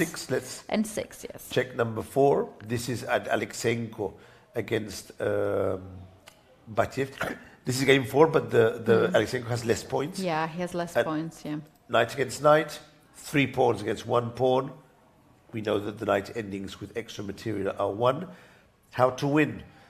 Normally, you will try and take the king over to the queen side and break the blockader. That's the normal way of winning. Another chance here is to play, I think, to get the king out of the way and make a second pass pawn. And with 2 pass pawns, it's very difficult for black to be able to control. But what do you think would be the best way to do it here? Yeah, to create a second pass pawn, I think h4 right away would make a lot of sense. Straight away, because if you play g4, I can play h5, and this h pawn can be the move that will destruct the black's king. Otherwise, I'm gonna have g and b pawn, and there is not even the chance to get some pawn in the corner. That's what I was thinking. I was going to ask you if you would prefer one of these 2 pawns, but probably best to have the g pawn, yeah? To avoid any kind of theoretical draws in the endgame. Viewers know, of course, that if we are stranded with the h pawn, then the knight, if sacrificing the knight, some chance of a draw. Now he's dropped the blockade. If you drop the blockade, it might make sense now to go with the knight to f3 and try and put it on d4 to try and push the pawn forward. But as you said, something like this seems very, very natural. Yeah. And go from here, no? Yeah. Start pushing this pawn up.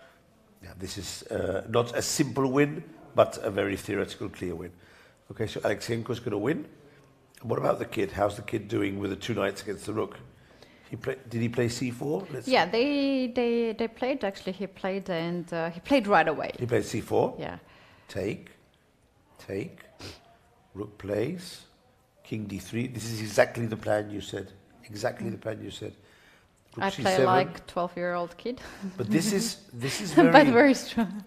12-year-old 12-year-old but kid. very... I don't mind playing against like a 12-year-old kid. But this is very, very well played by Dominic. He's losing, but if the knight jumps to f5, he does have this extra h5 trick. Yeah, this is a good trick to try out here. Yeah. And if not, he threatens a check here. So how do we go from here with white? What is the way to proceed? In this You know position? what?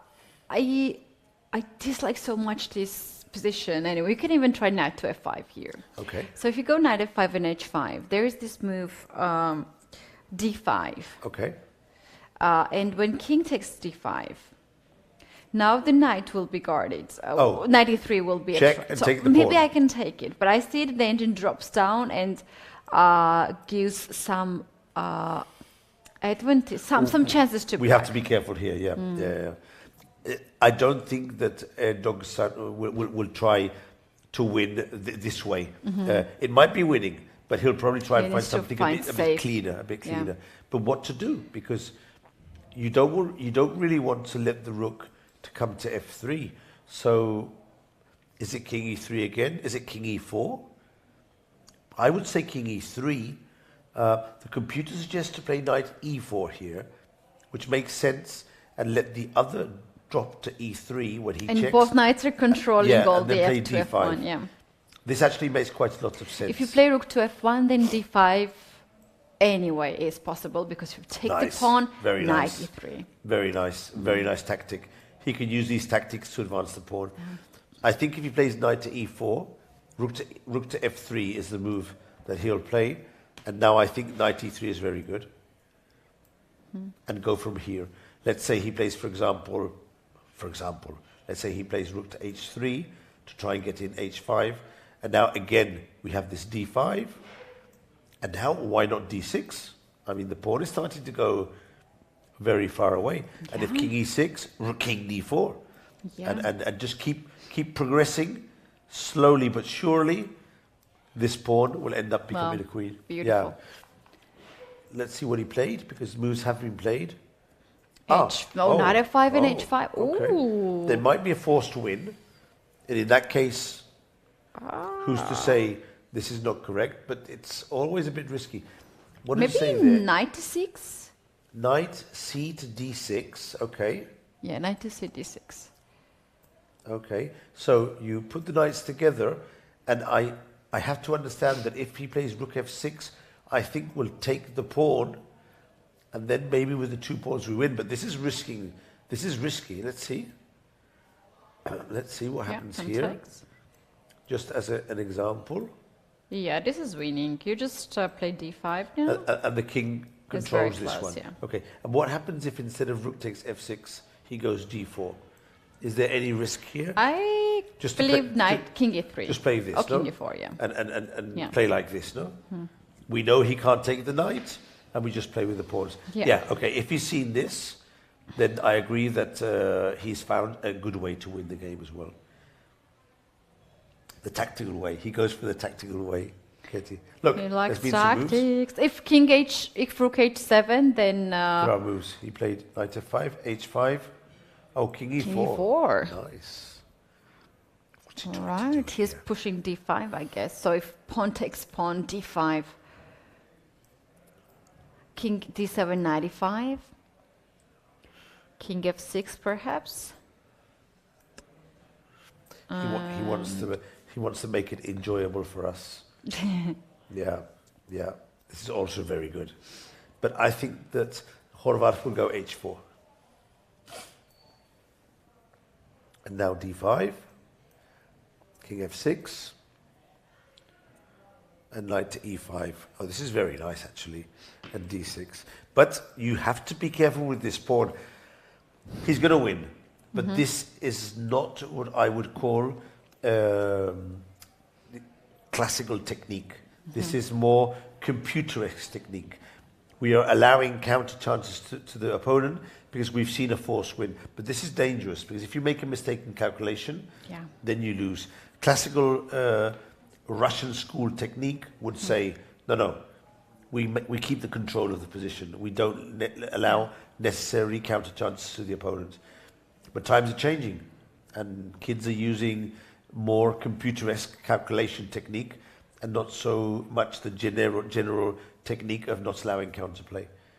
He's about to play now. Let's stay here because the kid is playing super fast. h4, d5, king to f6. He's just played knight to e5. So for me as a master, it's obvious that white should win, but I would never allow my opponent to get his pawn from h6 to h4. Because I'm allowing him some counterplay if I make a mistake. But Yaris just wants to push his pawn. He's not planning to make any mistake. Exactly. I'm not going to make any mistake. Pawn's going down the board. I don't really care if he has his pawn on h4. Okay, now Horvath is thinking. King f6 on the board. Okay, did he play? He played rook h7. h7. Horvath had his own ideas. But like d6, h3, d7 already is... Let's see, d6, h3, d7. Yes. You can't sacrifice. Because so it's a check. We need to block. Yeah. And now, careful with this pawn. Careful, careful. Okay, so the computer is suggesting something which seems clean. To put the knight on c6 to threaten the promotion, and this pawn will control it with the other knight. Yeah. This makes sense. We control one pawn with the knight. He'll have to give up his rook for the pawn, so this will be a resigning position. Yeah, and he's going for that. If the kid has seen this, yeah, then it's perfect. I mean, there's nothing to say. His technique is super clean, although he did allow a bit of counterplay to his opponent. In general terms, not a good idea, but specifically here it is working. So you can't really go against a technique if the technique is working. If he sees this is a winning, he is not considering it. He wants to make sure that it's still winning. Let's see if he plays knight c6 now. Rook h8. If he plays knight c6 quickly, he has it all under control. Wow, he's very impressive. Yeah. He's a very impressive guy. I'm going to ask if we can bring him in. What's his name? Yagis. Yagis Edelmus. I'm going to ask in the chat. Yeah, so he's taking here some time. He has good 10 minutes. Double checking, why not? There is another option to play first knight to g3. That's also still a very good position, but knight c6 is winning on a spot right away. So he doesn't need any, or he can play also king d5 and knight g3 later on. He made a move, and knight to c6 is already played. It's on the board, h2 and knight to g3. I think we're going to have resignation very soon. And there we go. Handshake. Board 6. Yeah, we have him already storming out from the board. He wanted to go away, right? And Cherno probably to go to his parents. I think he wants to go to the table tennis. Because I saw him yesterday after the game playing table tennis, and I think these kids, I mean, he wants to go and play some table tennis, maybe have a swim, maybe go for dinner. Yeah. But I've put a message out, and if we're lucky, we might get him in today or tomorrow. It would be nice to talk a bit to him why not? To understand his approach, his way of thinking of chess. I'm sure he's very impressive. There are some kids, when you see their game, it's very impressive, but when they're coming in the studio or you interview them, you are like, wow, the kid has a wife. You can feel that. There he goes. I wonder if we'll see him on the table tennis in a while. Okay, so that's... This is that maybe game is Group finished. B, because we don't know these players that well. This might be Group B, actually, the first board. This is something that the viewers should know. It's very interesting. Sitges is one of the tournaments that has a B group, and the top board of the B group plays in the same area as the top boards of the A group. It's like a sort of prize. They are recognizing that being the first board of the B group is also achievement, although the level is lower. Yeah. So they put the board next to the board. So you could be a B group player and play next to Ivanchuk or next to Shidov or next to Lennart Dominguez. That's another incentive to come and play in Sitges. Apart from all the other things, you might have a chance to play in the main group, because the B group plays downstairs on the first floor, but the first board plays upstairs in the Atalaya with the rest of the top players. Yeah, in Group B, we do have one sole leader with 6.5 point Kao, Jamison Erdic. And Kansas Master, yeah? No, it's not titled. Oh. And we do have Candidate Master with 6 points, sharing second, third places, Sindarov, Islam back. And we also have Mark Monucharian. And is those there a player are called the Sindarov? From Uzbekistan? Yes. Oh, it's funny. It's funny Grandmasters. because there is a kid here called Sindarov from Uzbekistan. I've seen him, his face. He's the spitting image of Sindarov. Oh, they might be siblings. I think they might be either brothers or maybe some sort of cousins, because he's exactly the same. His face is very similar to to Sindarov, who's a top 20 player. Yeah, and they come from the have same name and same country. Maybe we have a lot of siblings. They have ended the game. Alexienko went from another way. He gave up the pawn on b4 to win the pawn on g5. What's the situation here? Can we go full screen? Is it black has lost this game? Yeah. Oh no. I think that's if we could see the reaction of the opponent, he's a bit defeated. Yeah. Oh no. Yeah, he's taken a toll in this game. And we can see king on d5 and king on e4. So this is Sindarov, Candidate Master, on the first board. He lost against of the B group, and So Alexienko also won his game, which means that basically all the games of the first 10, except for board 10 and board 11. So let's check these games here. We have Krishna against Peralta, and we have Musart against Golami. So let's check first Musart and Golami. Now, before, Gulami seemed to be winning very clearly. Now it's a 2 rooks against a queen position, which is always a bit more shaky. Gulami has just played this move a3, which is quite interesting because it sacrifices a pawn. Now I need a moment to understand what the idea behind this move is. I think it might be related to the advance of the d pawn. But what I don't understand why don't need the pawn on b2? Like why? Yeah, well, why do you give up this pawn? It's hard to understand. Maybe, okay, this is a stretch, but maybe we need, in some variation, access to these squares here. C2 and A2 with the queen, but this seems very far stretched. Give up the pawn. Or he might plans to get the bishop on c3 somehow. He worries about g7. That could be important. Let's check the computer, see what the computer line says. The computer does actually suggest a3. a3.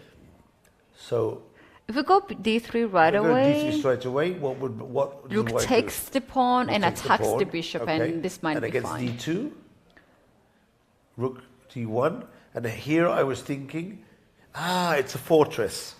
Okay, or isn't it a fortress? Because here, okay, now I understand. Look at this. Queen c2, he has rook a1. And he holds here for a while. Wow, but if very deep calculation. If you sacrifice the pawn, you can't go back with the rook. A4. This is very deep, very deep. Well spotted by Golami. A3 first. Blocking. This is very deep. And now he can go D3. And in the same variation, of course, we're not going to play Rook A4, but then we wouldn't be able to come back very deep. Very nice, actually. So, there could be an interesting situation here. What is going to happen if White is able to capture the pawn and the bishop for a rook? Yeah. So, for example, something like, I'm just suggesting, okay, something like this. Let's say a random move. Okay, here Queen C2 would win, no? But let's say a random move. Let's say we get to this position. I'm making silly moves just to get to the position. What's going to happen if we get to a position like this? With a bishop, a rook, and a pawn against the queen. I think here, black could get a draw. Yeah, rook can go on E4. Rook in the center. Yes. I'd actually think that the player Even to try to and win is win. White. Yeah. But it would be tough. It would be tough. There's good chances of a draw. But of course... Yeah, why not? H4, Rook G5, Bishop B5 ideas. You start hit on getting... G7. Yeah. You could end up winning here. But the thing is, this would not happen because I think that in such positions like this, black can infiltrate with the queen and do much better than the other positions. So... Okay, we'll come back to here afterwards, but Golami seems to have the upper edge. And let's check quickly the game between Fernando Peralta, who's on board 10, and this end game will most probably be a draw because it's 4 against 4, totally equal material, and the only thing White has to decide now is if to put he just decided knight to d4. Fernando will most probably play king to g6. White will play king to e3, and these two will be shaking hands very soon because, I mean, there's absolutely no way neither of the two is going to win this game. And actually, black should play very quickly f6, because if he doesn't play f6, there's actually a risk that the king can get to e3, and he's worse in this ending. So this will be a draw very soon. Not much happening in the rest of the games. A win. Let's scroll down. Yep, the round is coming to the end. Can we get a close-up of the playing hall, see what's happening there? So Fernando just played f6. He played it very fast. He tries to eliminate the pawns on the board. So White has played f4, and this looks like... And also the pawns are on the same side, so it's not much of the risk here. You should not drop your own bishop on g2, which is not very likely to happen. He should get it out just in case, but it's still a while for it to be trapped. But, well, as you know, with the pawns on the same side, the knight sometimes is slightly better, but you need more than that. It's not just enough to be slightly better. An extra pawn could be useful, or some weakness. This is going to be a draw. Yeah, as the round is about to finish very soon, we are just observing the final moments of the boards 10 and 11. We can somehow summarize the day, Michael. So we had one sole leader, Yin Pa. He won his very impressive game yesterday against Dominik Horvath, but today he lost against Murzin Voldar. So now Murzin, together with Shtourman, they are sharing first and second places with 7 points out of 8. Yep. Board 3 between two American players ended in draw, so they are just half a point behind them. And then we have a lot of players like Aravin following them, Puranik also following, and Erdog Mus. Also with six and a half. Ignash is also a lot of Indians, and then we have this 12-year-old, very, very strong international master from Turkey.